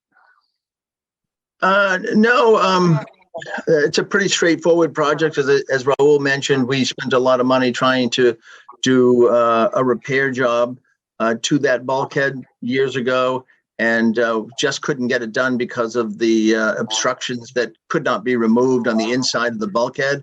And, the contractor did the best they could, but really the only solution is to move seaward. And now that we've driven test piles throughout the entire base of the dock, we shouldn't encounter any obstructions when we put a new bulkhead in. All right, thank you. Jen? Yes, Mr. Chairman, my only question was going to be whether or not they had done those test pilings, test borings over there. And that's done, so I have no additional questions. I know they struggled with this one over the past couple of years. Yeah. All right, Ms. Bergeron. Thank you. I personally don't have any comments, but Raul just wanted to let you know on the staff report there was a technical comment from DEP. Thank you. All right. Mr. Fraser, I think this is a question for you. This is moving into the harbor. How will it affect navigation or No, it really won't affect navigation. It's a small increase in the overall of the bulkhead moving out. I think Raul will address that. And we do see this type of project in other areas when, for one reason or another, this one's obstructions, you just simply can't use the same footprint. Okay. Thank you. Kevin? I had the same comment, and it just strikes me that this will be a recurring issue. But I agree, it's the best way to go, or the only way to go. Thank you, Mr. Chairman. Okay. Maury? The disturbance to remove all that and then, all the old material that's there would be far more of an impact to the environment than moving out to get into some clean area. And I know you have struggled with this, and let's hope we get a good contractor, and this will be the end during our tenure, that I won't see this again. Thank you. Thank you. Melissa? Thank you, Jamie. And I just realized my mic wasn't muted. I hope all my paper rattling didn't disrupt things. Thanks, Greg and Raul, for all this. Raul, how many trees are you planting for this one? Just kidding. Okay, good. No, None. But we do okay. have drainage. We do have drainage. No, actually, I have a question though. In the new design, you've got some vinyl sheet pile that's old and existing with the timber sheathing outside. In the new design, though, you're using a composite sheet pile instead of the vinyl sheet pile. Is the composite, does that shed less plastics into the water? Do we know? The reason for this switch is when the vinyl was being installed on the inside, the vinyl is not as strong as the composite. So on the inside, it was just helping seal the structure, which was the timber bulkhead. While it's on the outside, The composite is going to last much longer than the wood that we're sealing behind it. This wood is going to deteriorate with time, and it will no longer become a structural component. The composite sheet pile will be the structural bulkhead at that time. It will last longer than the wood. This timber bulkhead was rebuilt in the 80s and 90s. So it is a good 30 years that's been there. This composite is going to last longer. In terms of producing plastics, there's not much plastic that I believe is being produced by the wear of the composites or the vinyl over time. Okay, Thank you. thank you. All right. Maury, did I skip you? Okay, sorry. Steve? Thank you. Continue to be surprised at the, You're Steve, muted, you're Steve. muted. You're muted. okay, thank you. I continue to be surprised by the properties the town owns around town. And this one was a true surprise. I thought it was part of a commercial property at the end of the Clinton Ave. This project has to be done. It was pretty clear. I don't have any problems with it. And Jen told me I'm not allowed to comment on city plans anymore, town plans anymore. Oh, boy. I'm out. Betsy? Just wish you luck, Greg. I agree with Maury. Let's hope we don't have to revisit this. Yeah, And no, any of us. no, that's for sure. Yeah. Although I do have to say that we're already having some additional problems over on the other side of the harbor at the tides where we redid that one as well. So won't be too long before we're in front of you for a new bulkhead over there, I'm sure. Well, that's fine. We'd love to see you again, but we don't want to see this one again. No, I agree. Yeah. All right. Courtney? No questions or comments. All right. All right, Jen, is there anything in the public chat function, please? Not for this project, Mr. Chairman. Make a motion to close the hearing and take it under advisement. Bird second. All right, we have a motion and a second to close the hearing. Any further questions or comments? Hearing none, we're going to vote. Betsy? Gladfelter, aye. Courtney? Bird aye. Matthews, aye. Kevin? O'Brien, aye. Maury? Hello, Hawks Eye. Melissa? Reptile guy. Steve? Pat and I. It is unanimous. We have closed this hearing. Thank you, Raul. Thank you, Greg. Thank you, Greg. Thank you all. Thank you. Night, Greg. Night, Good night. everyone. Night, Greg. We have to wait and listen to Raul again. With Raul again. Oh, no. Raoul show tonight. Woohoo! Here we go. Not that we don't enjoy hearing you, Raul. Yeah, that sounded kind of ominous, didn't it? Yeah. All right. Next up, continued requests for hearing under notice of intent. The first one has been previously continued. Which brings us to J. David and H. Jane Preston, 50 Weatherglass Lane, East Falmouth, Mass, for permission to reconstruct the paved right-of-way within its legal limits, install drainage, relocate the existing shed, install a modular wall with fence, and install restoration plantings. Jen?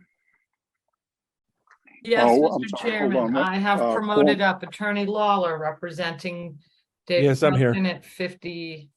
Sorry, I'm having some computer issues with my Wi-Fi.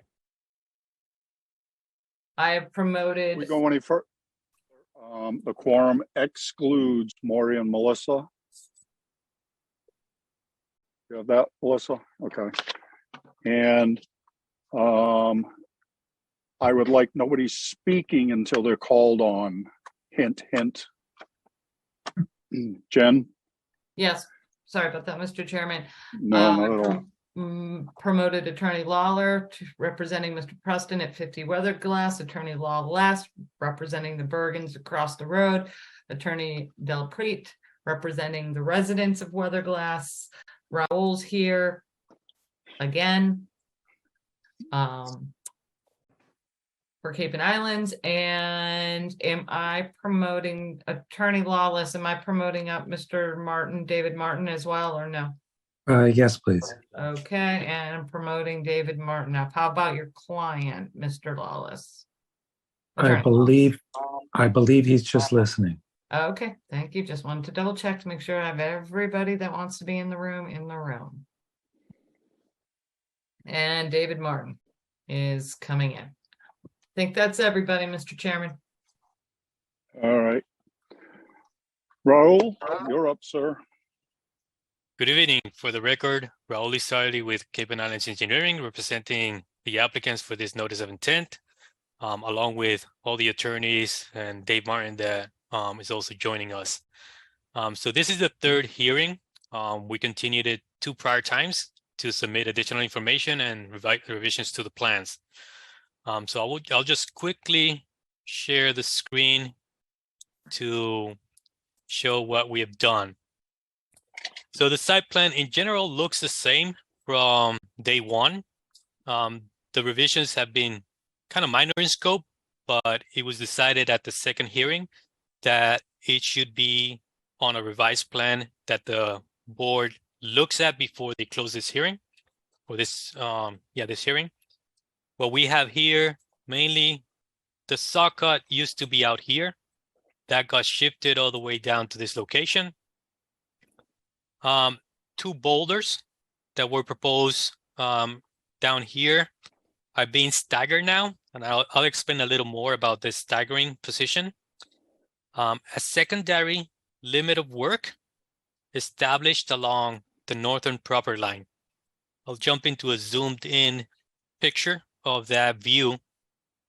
So at the second hearing, we showed that there was going to be 2 proposed boulders. The boulder's intention is to prevent people from backing trailers and boats all the way down this alleyway or this right of way. And for the second hearing, we were asked to show a size for these boulders. So we're proposing 3/4 ton boulders. Now, this is roughly 1,500 pounds. This is probably for a comment that was said that Mr. Hercule in the town would not move them around. But I don't think they're going to be able to move this one. However, a 3/4 ton boulder, it's a good 3-foot diameter size stone. So if I put them side by side, it practically blocks 6 feet of this 10-foot right of way. So I staggered them. The one that I positioned the furthest down the right of way is to also give me more room away from the catch basin. Catch basin is at this location. This boulder that's right behind it, it's about 8 feet to 10 feet behind it. The saw cut line for the work is roughly around elevation 12, according to the second hearing. And this limit of work is a secondary limit of work once the removal of this pavement is removed, the area is stabilized with new plantings or some jute matting. Something that we showed on the plan, more specifically on the details for the planting notes. 2 years ago, the property owner on lot 6 planted a bunch of native shrubs on the property and cedar trees. So he's going to try to preserve them, being that they're doing good on the site, and he's going to be needing mitigation planting or restoration planting. So we added a note for some of these plantings to, if possible, the contractor may remove existing native plantings for relocation and credit them as part of the mitigation area. So what's happening here, there's a few cedar trees down here. They're 4-inch, they're 2-inch size. The cedar trees that could be relocated is the 2-inch size. The 4-inch are too big to relocate. There's also some I believe is blueberries and some other shrubs, native shrubs, that were planted about 2 years ago. And they're going to try to relocate them from the area where the new right-of-way is going to be built to this area that we're proposing to be revegetated. I believe the attorneys also submitted a further explanation of how this project is going to be accomplished in coordination between the two different neighbors, and who's going to be in charge of what, and some timing. I believe it was done by email. That's my understanding. I just saw it today, but I believe it was sent by an email. I believe a week ago or so, but I'm not sure. That's my presentation. If any of the attorneys wants to take over. I'll call on them. Thank you. Okay. All right. So we're going to give you guys a couple minutes. Try to just move along. Attorney Delpreet, you're up, sir. All right, thank you very much. As far as we're concerned, the neighbors are basically getting the easement moved to its proper location. And that's really what we've been looking for an outcome from the get-go on this. As far as the excavation and other work, I really have to leave that to the other two attorneys because it's their clients that are going to be responsible for that. Okay. Attorney Lawless. Thank you.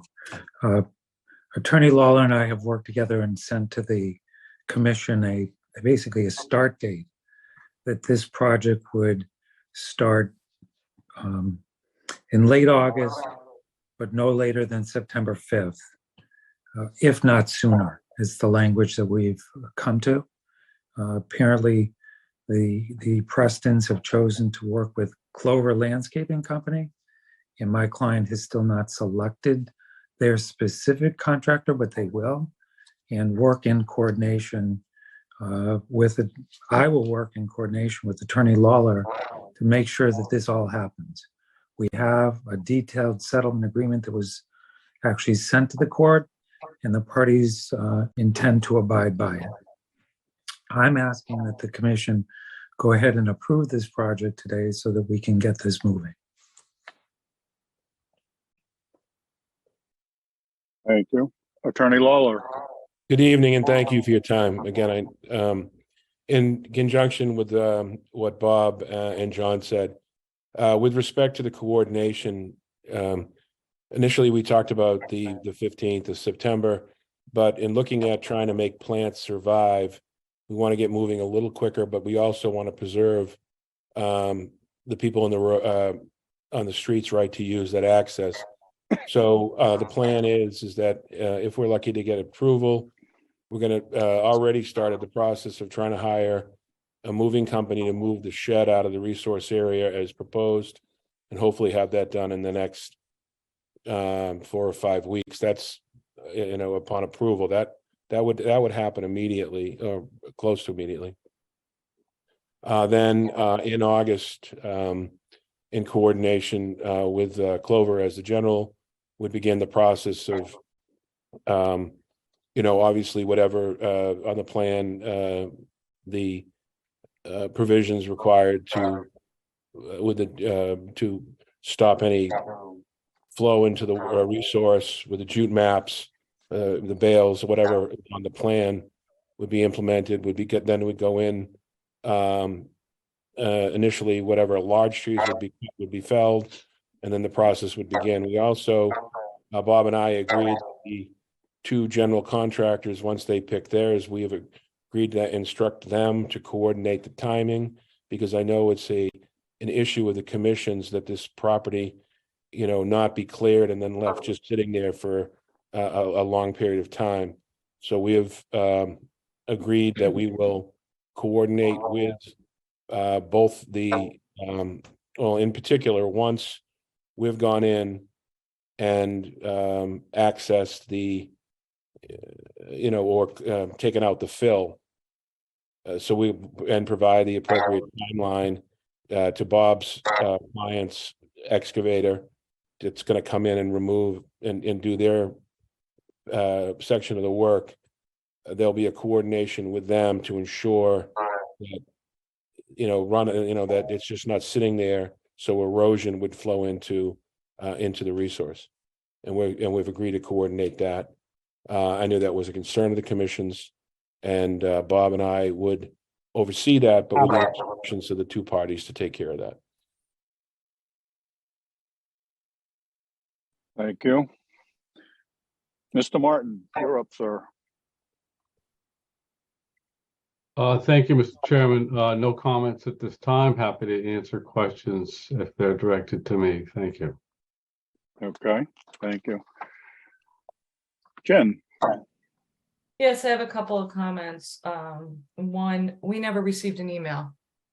I'm not gonna say never. We received an email at 7:19 this evening while I was in a meeting, gentlemen.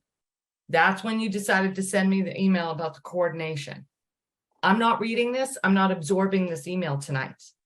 I think it's really unfair to send this to the staff while we're in a meeting. We've had months and months and months to get this settled. So, Raul, I'm not quite sure who told you what, but we did not receive an email on the coordination part weeks ago. We received it at 7:19 this evening. So I can't read it right now. I can't absorb it. I don't know what it says. So I want the commission to know that we have not looked at any sort of coordination email. Two, and this is to the residents of the road, which we've heard from several residents about their concern about the boulders. The boulders are there, and the staff is recommending the boulders be placed there, not to block the access, not to block, kayak dollies or canoe dollies or a wheelchair or a baby carriage or anything else. The boulders are being recommended to prevent cars or trucks and boat trailers from launching boats on that adjacent salt marsh. So I'm speaking right now to the residents on the road that I've heard from, and I did tell one of the residents that I would make this statement to try to assure the other residents on the road that the boulders are not meant to block their access. They're meant to prevent a truck from bringing a boat trailer down there, which, from speaking with them, I understand has been a historic practice in that area, and that's what we're trying to prevent and able to preserve that salt marsh. Other than that, I know there was some concerns about the plantings, and that's something the board can discuss on what kind of shrubs or grasses or whatever you'd like to see in that green space area. But as far as the coordination goes, the staff still hasn't had a chance to see any of that documentation. So we're still, Mr. Chairman, a little concerned about the sequencing of the project. But that would be the only concern we have, is the sequencing. That's all I have to say, Mr. Chairman. Thank you. Ms. Bergeron. Thank you. I only have one comment for Raul, just a technical comment. Raul, for the revisions made on the plan, it just mentioned the revisions were done in accordance with what we discussed at the hearing. So I missed that note about sort of relocating the native plantings. Something that I see a little more often on plans is sometimes a vague revision, and then I end up missing things in the plan. So every once in a while, sometimes it's nice to get a little memo attached with revisions so that we don't miss these important notes, and especially if it's something that we want to touch upon. In this case, we'll leave it up to the commission, but just a note going forward. Thank you. Thank you. All right, we're going to go with commissioner comments, and everybody will have an opportunity to speak again. So please do not interrupt, speak over each other, yada, yada, yada. Commissioner comments, Betsy. So my comment is I'm I did not, obviously, if Jen got something at 11:19, the rest of us haven't gotten anything. And I have to say, I'm not completely confident with Attorney Lawler's and Attorney Lawless's presentation of what the coordination was going to be. So I want to see it written out. And yeah, I'm still concerned. We all know there are places in town where people go in and they tear things apart and then they leave them for years. And Attorney Del Prete and his neighbors in that area, I'm sure don't want to have their access in that state. So at this point, I'm not comfortable. I wouldn't be comfortable closing the hearing until I see this. That's all, Jamie. Okay. Courtney? I'll phrase Betsy's comments slightly differently, but same thing. So we issue an order of conditions. Who do I call when I have a question? That's what the coordination is all about. Absolutely. Yeah. And I'm not prepared Okay. to vote in favor of an order of conditions until that problem is resolved. We asked about that the last time, and we're back again. We haven't got an answer. No other questions. Thank you. Attorney Lawler, has your client picked a contractor? Yeah, we have Clover, and I indicated, Attorney Lawless's client has not picked one yet, and we have indicated that there will be a specific instruction for those to coordinate directly with the project manager for the Bergen's contractor. So it's impossible to actually have a name at this point because they haven't picked a contractor. I'm not blaming them for that. Okay, no, I'm sorry. I misunderstood. I wrote it wrong. I'm sorry. Attorney Lawless, your client has not selected a contractor. Is that accurate? That is accurate. He has some bids out. And obviously that's the answer to your question. Sorry, didn't mean to accuse anyone. No, I was just saying that, but regardless of who they pick, the project managers will coordinate. Yep. Who is the project manager? Courtney, hold on. What did I say? Kevin? It's pointless to comment at this point because it's not ready for prime time, or certainly not for a vote to close the hearing. Thank you, Mr. Chairman. Okay. Steve? The revised plan explains things to me. I would like to hear about the coordination before I'm ready to vote. Okay. All right. Courtney? You use the term project manager. That's what we want to know. Is that Clover or is it somebody else who gives Clover direction? I've been in the construction business for 40 years and there's always somebody in charge. That's all I want to know. It isn't just some subcontractor. There's a man in charge. That's what I'm looking for. Well, may I respond? I don't want three That's different. what the, I want one person. Thank you. May I respond to that? President Curmudgeon, and I'm Not doing. Jen? Yes, Mr. Chairman, I didn't have my hand raised. Oh, I'm sorry. I thought you did. Okay, so I think that's what we're looking for with the coordination plan is who the contractors are, who the GC is, and I'm not sure how you can have two GCs, who the project manager would be, yada, yada, yada. So I'm going to give the attorneys another opportunity to speak. Please be brief.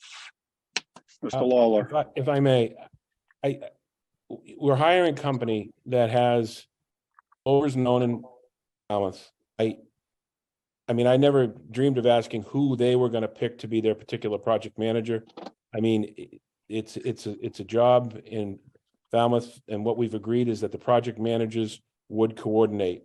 The Bergens do not have a contractor hired yet, so that's impossible to provide a specific name. these are large companies that have, my understanding from looking at who Mr. Lawless is looking at, have good reputations. They're excavating companies that will put a project manager on a particular job, and that person will be responsible. What we are proposing is that the project managers be in direct contact and coordinate together precisely when my client finishes. They will give them a time period of finishing, and then the Bergen's contractor, whoever it may be, would line up so they could get the work done at that time. It's relatively simple coordination. I understand you need to know what it is, but it's impossible, I think, to give you a person's name, Jane Doe, John Smith.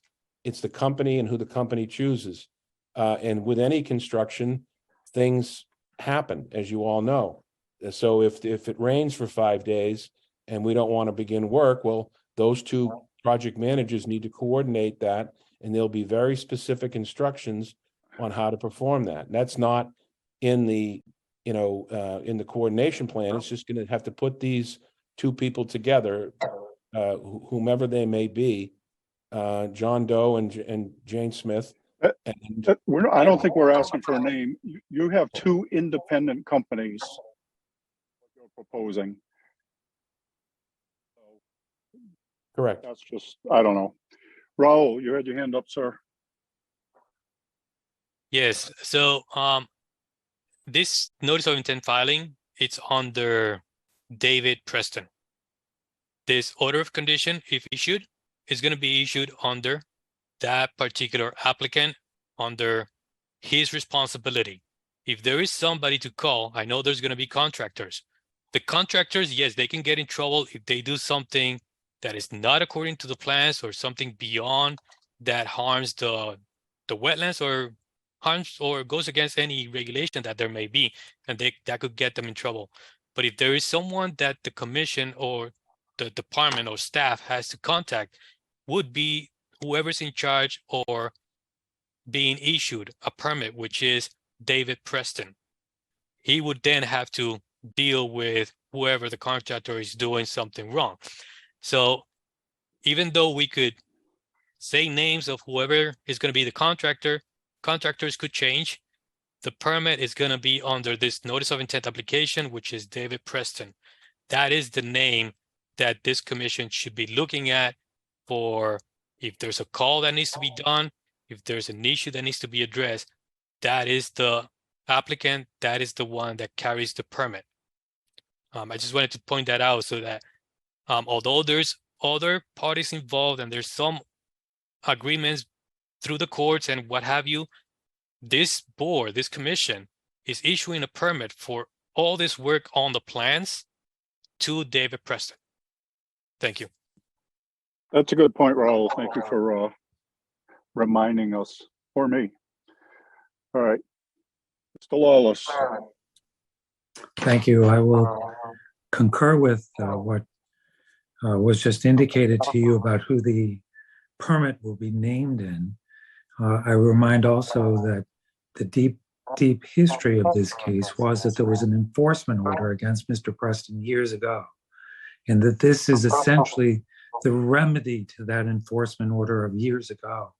The fact that we are the neighbors and my client are working in conjunction is that the timing is perfect. We have a enforceable contract in the land court, which is the settlement agreement. We also have worked out our disputes that we came before you last time with a difference of opinion, and now we've resolved them. And that's why I think this case is ready to go ahead. And again, I would urge the board to adopt it. Thank you. Thank you. Mr. Delpreet. I would just like to concur with what Raul said, and also just take a moment to thank Jennifer for addressing my client's concerns somewhat better than I've been able to do over the course of the hearing. Thank you very much, and I have nothing else to add. Thank you. Mr. Martin, giving you another opportunity.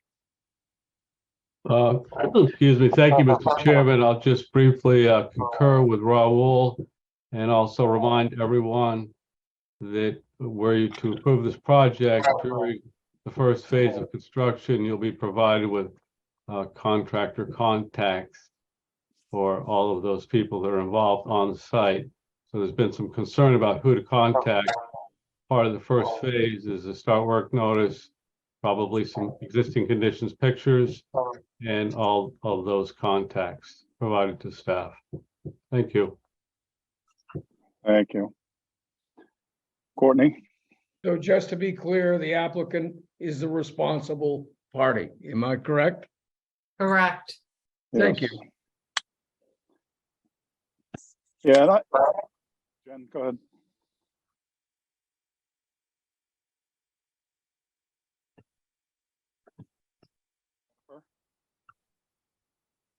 Can I Amy, see you? did you say my name? Yes. Yes, Oh, they sorry, did. I didn't hear you at first. Sorry. I just want to say that, some of this could have been avoided, gentlemen, attorneys, if this information you sent me at 7:19 this evening was sent to us a little bit earlier.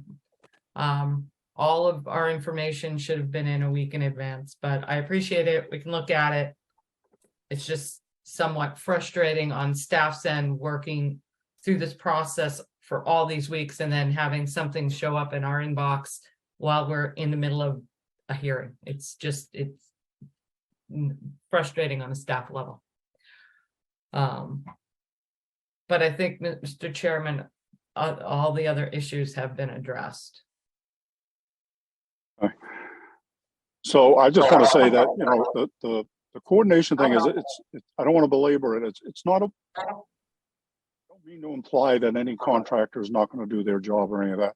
It's just difficult on any job when you have multiple people working. There just needs to be somebody that runs the show. And, you've got two independent companies, two different, thoughts. That's all. I'm not afraid of what the company's going to do. We just need good coordination. That's all. Raul brought up a good point, reminded us. So thank you. Mr. Lawler, I saw your electronic hand up. Yeah, I just, you covered it. We've said enough. And an email was circulated. Apparently there was a miscommunication why I didn't get to you. Apologize for that. I'm not going to offer excuses. It didn't No happen. worries. I just did a search and I didn't come up. You have But we'll every move right to- forward you- from that, Attorney Lawler. You have every right to be annoyed over that situation. I would be. All right. Thank you, gentlemen. Jen, is there anything in the public chat function, please? There is Mr. Bergen has his hand up, so I'll be promoting him to a panelist. And while I'm doing that, I think we could condition this that prior to any work that the staff meet with all contractors involved in this project. Yeah. And all representatives and come up with a coordination, project timeline with the chosen contractors. So you'll be seeing that as a condition that we're going to want to meet on site at one time with all the contractors involved, just so the staff has a comfort level. And I hope that you can all be agreeable to that. And I have promoted Mr. Bergen up to address the board. Thank you. Thank you. I would just like to correct one of the statements that was made, stating that we have not picked a contractor. That is technically true. However, I have asked my attorney to provide copies of two proposals from contractors to the other parties that are involved here. And the proposals are made on the basis of having one contractor. And I can propose a solution here. Attorney Lawler is saying that his client is choosing Clover Landscaping. One of the contractors who has made a proposal to do everything is Cavosa Excavating. And I told him that, and when I say I told him, it was Joe Regan. who would be the project manager. I told him that I don't know that the other party will agree to have a single contractor. And I said that he's speaking, I have heard, to Clover Landscaping.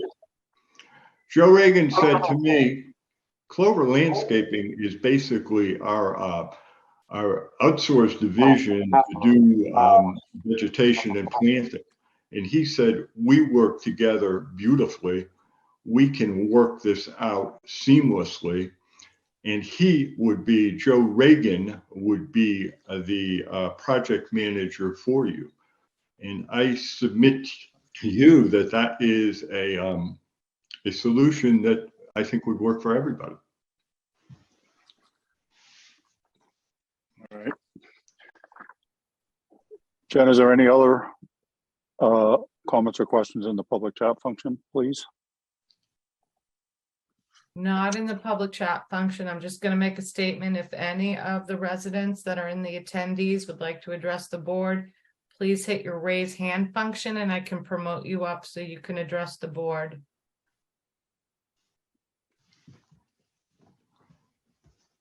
I guess not, Mr. Chairman.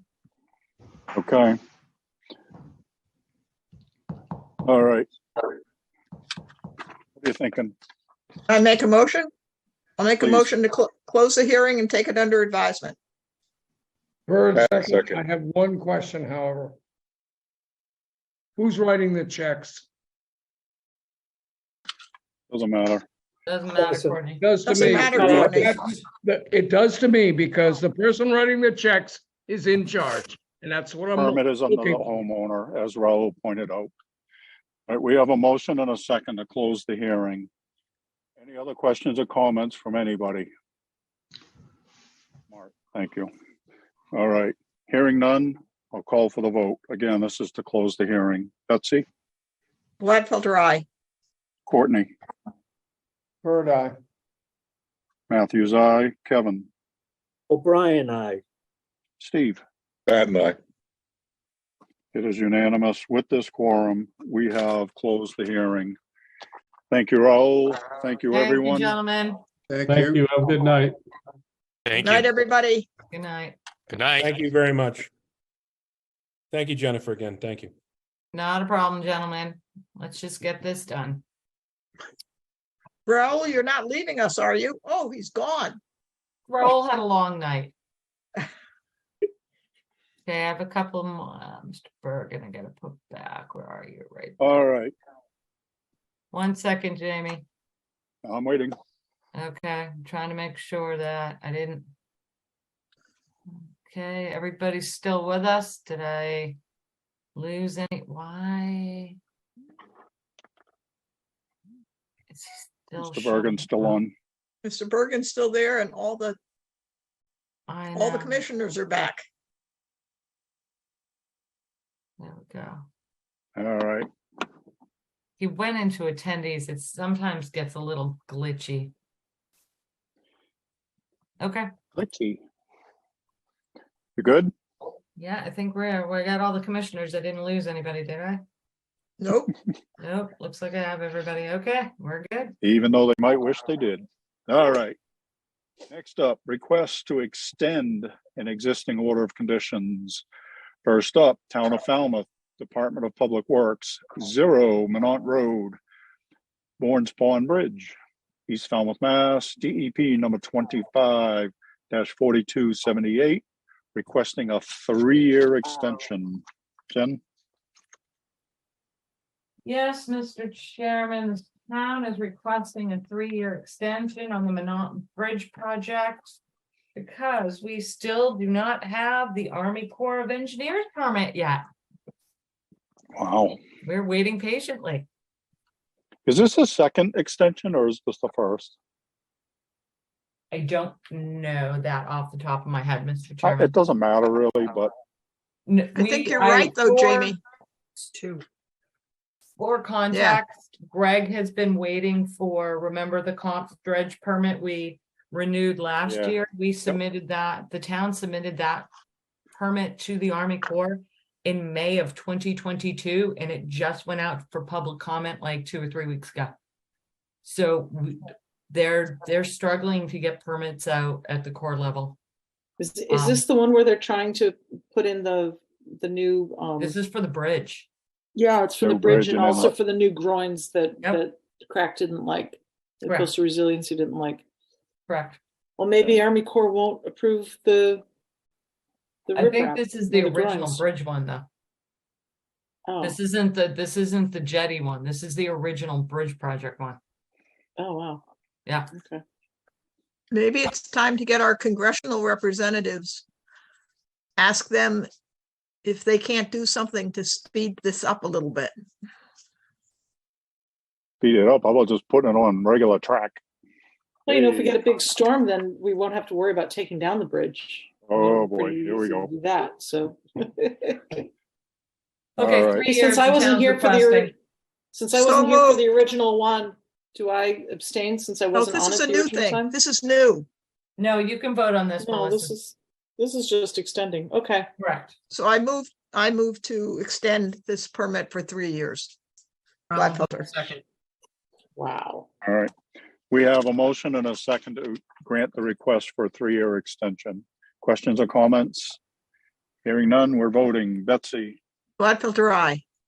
Courtney, Bird, aye. Matthews, aye. Kevin, O'Brien, aye. Maury, Carlo Hawks eye. Melissa, Right, guy. Steve. And I. It is unanimous. We have granted a 3-year extension. You know, when I was at the selectmen's meeting Monday, I don't know if you noticed the chair was, she'd go, questions or comments, hearing none, I'll call for the vote. Yeah, I noticed that. It was like milliseconds, and I'm like, that's how you keep a meeting rolling. Holy cow. She didn't even look up. You're my hero. All right. Next up, James P. and Jean F. Borden, 124 Sitters Pond Road, Falmouth, Mass. DEP number 25-4547, requesting a 6-month extension. Jen? Yes, Mr. Chairman, this is one of Blue Flax Designs mitigation and restoration projects. She would just like a couple of more months to finish up the project, do some minor follow-up invasive work. And she said they'll be coming in under another request for us under admin review or RDA to remove additional lawn and put additional native plants in. And she just wants an additional 6 months to kind of button this project up. So moved. Okay. Gladfelter. Second. O'Brien, second. All right. 9:30. Questions? I'm sorry, Maury, did I cut you off? No. Okay. All right. Questions or comments? Hearing none, we're voting. Betsy, Gladfelter, aye. Courtney, Bird, aye. Matthews, aye. Kevin, O'Brien, aye. Maury, Carlo Hawks eye. Melissa, Right, guy. Steve. And I. It is unanimous. We have granted a 6-month extension. Next up, vote orders of conditions. First up, Patricia and Christopher Bradley, 74 Nursery Road, Falmouth, Mass. And for the record, the quorum excludes Maury and Melissa.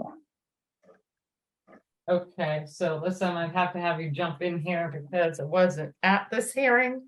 Yeah, So sure. This is the deck on 74 Nursery. Yes, and accompanying mitigation. Okay. And I think there was a question of whether or not that area was a vernal pool. Was that addressed by Mike Ball? Yes, we did bring it up. Mike, I believe, said didn't investigate it. The time of year was too early in his opinion, and he did listen for audible sounds of frogs, but I don't believe he searched for egg masses. And then we discussed the mitigation seemed to have been appropriate for the site based on commissioner comments. We did make one note that any change of approved mitigation species should be approved by the staff as opposed to just choosing something off of the cooperative extensions list. I think that covered everything.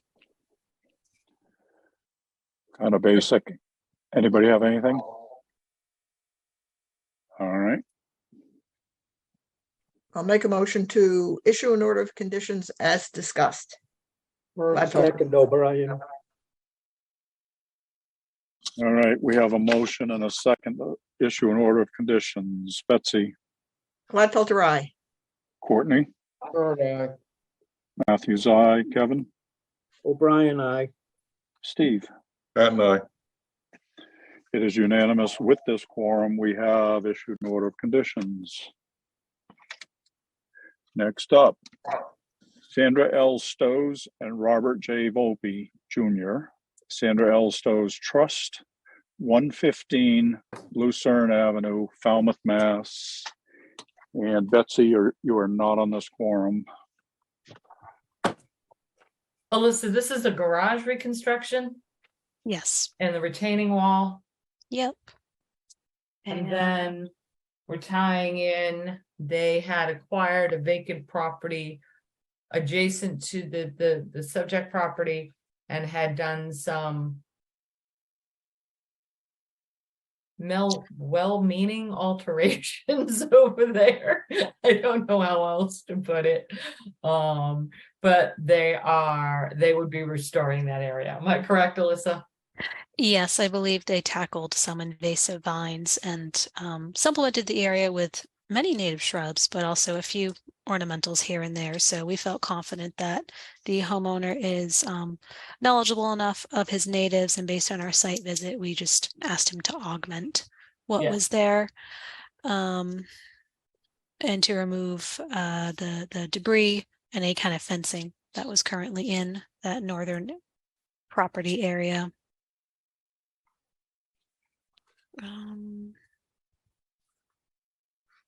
And preserve the turtle nursery. Yes, that was a great picture we got sent.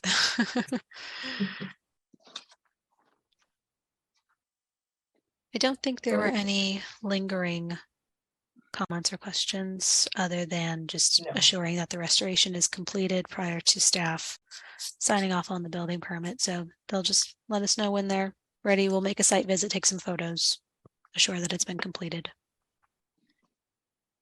All right. Anything anybody else wants in there? No? All right. I take a motion. Issue an order of conditions as discussed, Pat. Bird, second. All right. We have a motion and a second to issue an order of conditions. If there's nothing else. All right. Courtney, Bird, aye. Matthews, aye. Kevin, O'Brien, aye. Maury, Fellow Hawks, aye. Melissa.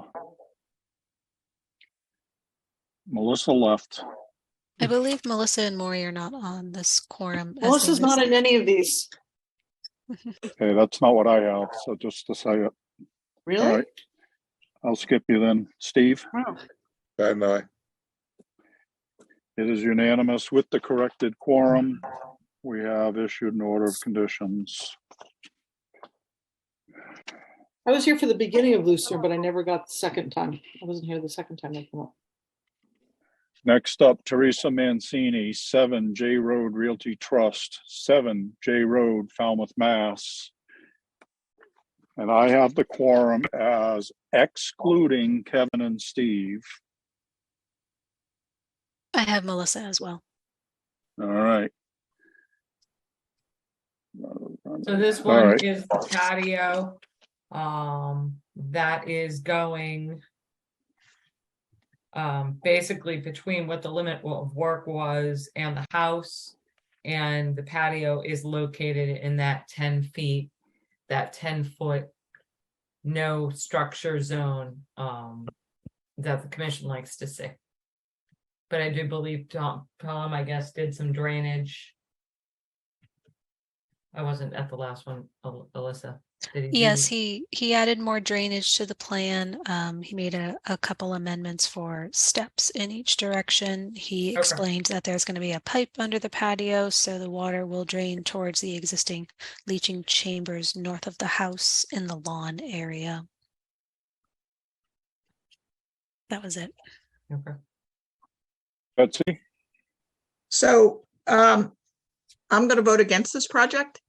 I don't buy Tom's argument about that the patio is not a structure.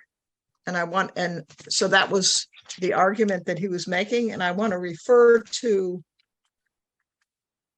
10 FWR 1018 2F2. This is no, yeah, 2F2. This is the redevelopment definition of redevelopment. It's addition, rehabilitation or replacement of accessory structures and appurtenances such as but not limited to swimming pools, sheds, freestanding garages, decks, patios, and landscape features. It is a structure, and when the house was built, the recommendation was specifically you're not going to have any space to do anything if you move that close to the basically to the A buffer line. So that's my comment on this. Okay.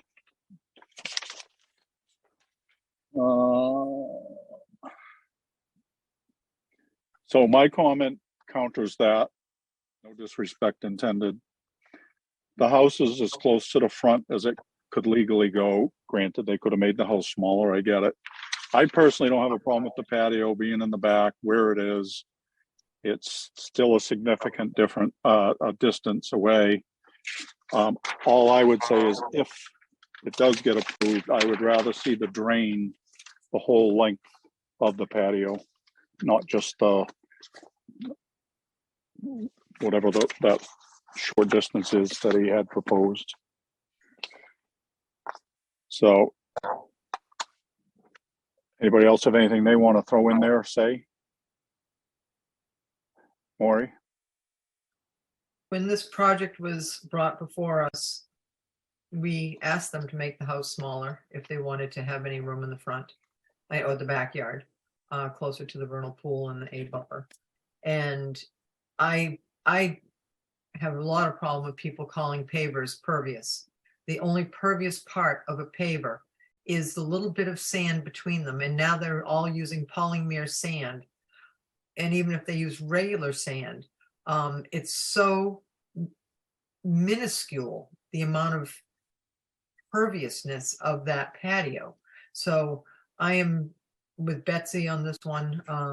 I think in other projects, I probably wouldn't have as much angst about it, but in this particular one, we did explain to them that making the house smaller, that their backyard was going to have, difficulties for any expansion, and the fact that they have lawn that they can use, and instead they want to have a patio, and the patio is not pervious. And I will vote against this. Thank you. Okay. Thanks for that reminder. Melissa? I'm not in this one, but I recall very much the first few times that they were there. So if I could, I'd. Wait. I called out the quorum and everybody agreed with me. What's the quorum? Jennifer or Alyssa said that I wasn't on it. I missed it last week, I guess. I have Jamie, Courtney, Betsy, and Maury. I thought I had mentioned Melissa in the beginning. That could have been the last hearing.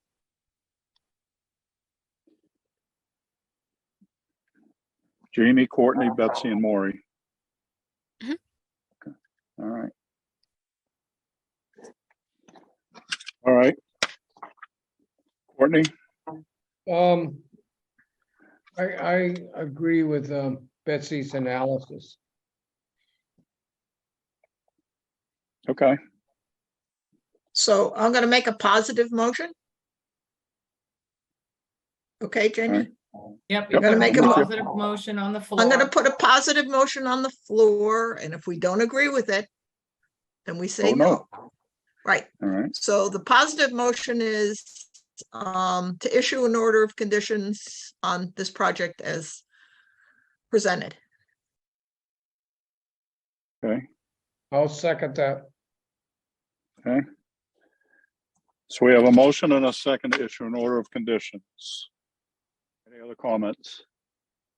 All right, we're voting. Betsy, No, Courtney? No. All right, Matthews, no. Maury, No. order of conditions is denied. Good question. What would have happened if nobody had seconded that? Well, it has to get seconded. Does it? Well, not if you don't second it, that's not a vote one way or I the know. other. So that wouldn't matter. So second it.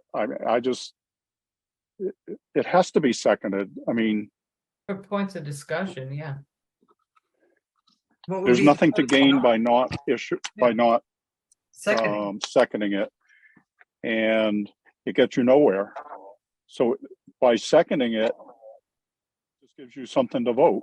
So like Betsy said, she put a positive motion saying we would issue an order, or she's proposing we issue an order of conditions, but then we all voted not to. So that's your vote. That's like, I made the mistake one time. I voted not to close a hearing because I don't know what the heck I was thinking. But not closing a hearing does nothing. So not issuing, not seconding gets us nowhere. That part's procedural, really. actually, I was in a meeting where this happened. Somebody made a motion. Yeah. Nobody seconded, and so it went nowhere. Yeah, No decision was made on that.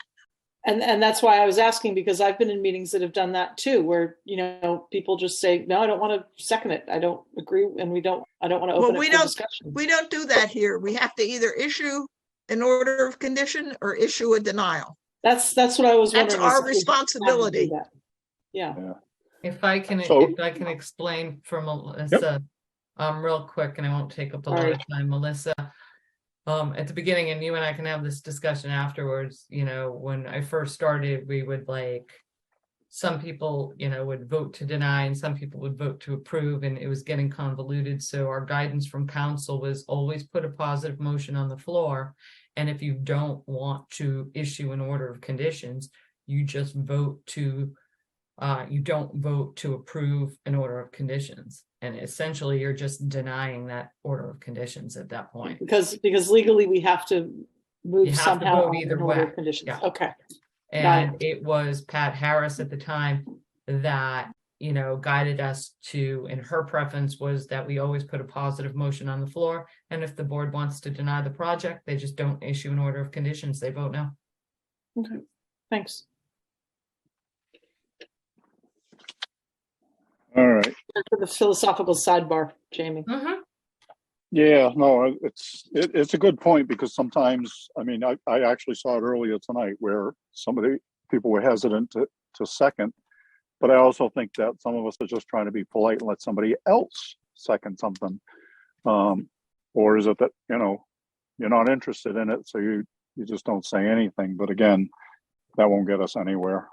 So anytime you want, you can put a positive motion and then vote against it, even though that sounds contradictory. All right, next perfectly up, normal. 60 Carey Lane LLC, 60 Carey Lane, Falmouth, Mass.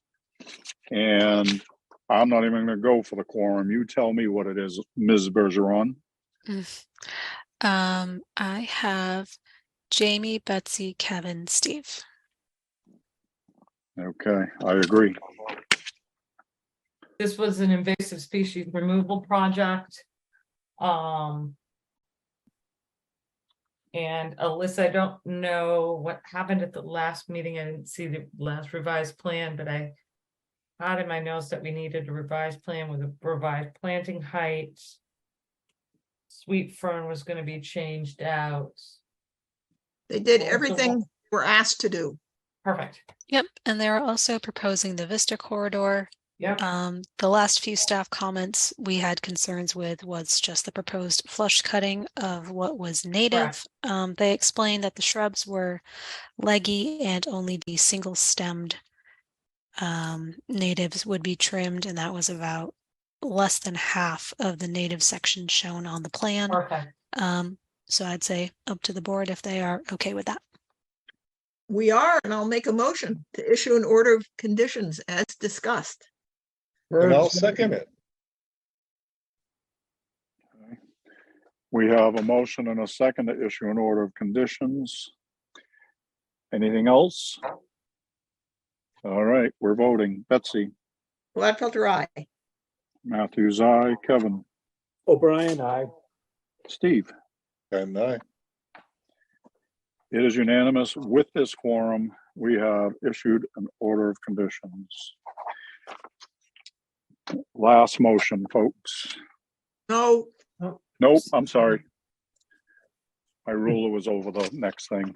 No, actually, you brought it up earlier, so I figured you had your time. Never mind. I'm kidding. Other business, CZM grant. Dr. Gladfelter. so, you know, so one of our projects, this commission and this department's project is water quality on the Coonamessett. And it's mainly a groundwater fed system, probably only 5%, 5 to 10% of the water in the river comes from direct discharge runoff. But those of you who go across Thomas Landers Road, go across the river on Thomas B. Landers Road, especially after a rain, and Mark just sent me pictures. Well, he sent me pictures prior, but from yesterday's rain, where there were 4 inches of water on the right on the bridge and pouring into the stream. So we have an opportunity to apply for, and the town can't repave that road unless there's stormwater drainage. So the grant proposal is to get a plan and do permitting for stormwater drainage. And then we have to go to the next step to figure out where the money for the construction comes. But anyway, since this is a project we're all working on, some more actively than others, I just wanted to let you know. So the grant's been applied for. We're will. in the process. We're in the process. Okay. Yeah. That's good. Much needed out there. Thank you, Betsy. Thanks, And, Betsy. and I want to say, and I did mention this in the select board meeting, obviously, we're working very closely with Jim McLaughlin in engineering. All right. That's all. Good. Thank you. And again, Make sure your coordination's thank- I will. I learned a lot about that tonight, Steve. Oh, you guys. Thank you, Betsy, for helping me with the selectmen's report. I really appreciate it. And you did do a good job, even though it was frustrating to open up the computer and not see it there. All right, Maury. Just a congrats to Melissa for getting her master's degree. Yes. Am I correct? Woo-hoo. Hey, yeah, that's great. Congratulations. Nice We already did that. Thank you. That hostage, so she's got to Thank stay. you. And Sorry I had to can leave last night, Mr. Chairman, but same problem that I have tonight. If I don't lay down soon, I'm going to be. Steve, I So I hope you move feel for, better. Thank you for persevering tonight, though. Really, go have a drink and. Well, I hope maybe it some didn't other look. I hope it didn't look bad to the audience, but that's all. No, you're fine. My Steve. one eye's closed now. You look great. You were great last night for your reappointment hearing. Come on, Nate. Why don't you guys adjourn so I'm Steve gonna make can an rest? I make a All motion right. to adjourn Harlow Hawks. Second, O'Brien. Gladfelter, aye. Bird eye. Matthews, aye. O'Brien, I. Harlow Hawks Eye. Right, aye. Pat and I. Good night, Steve. I Good hope night. it's Good night. We are adjourned. Good night. Night, everyone. everybody.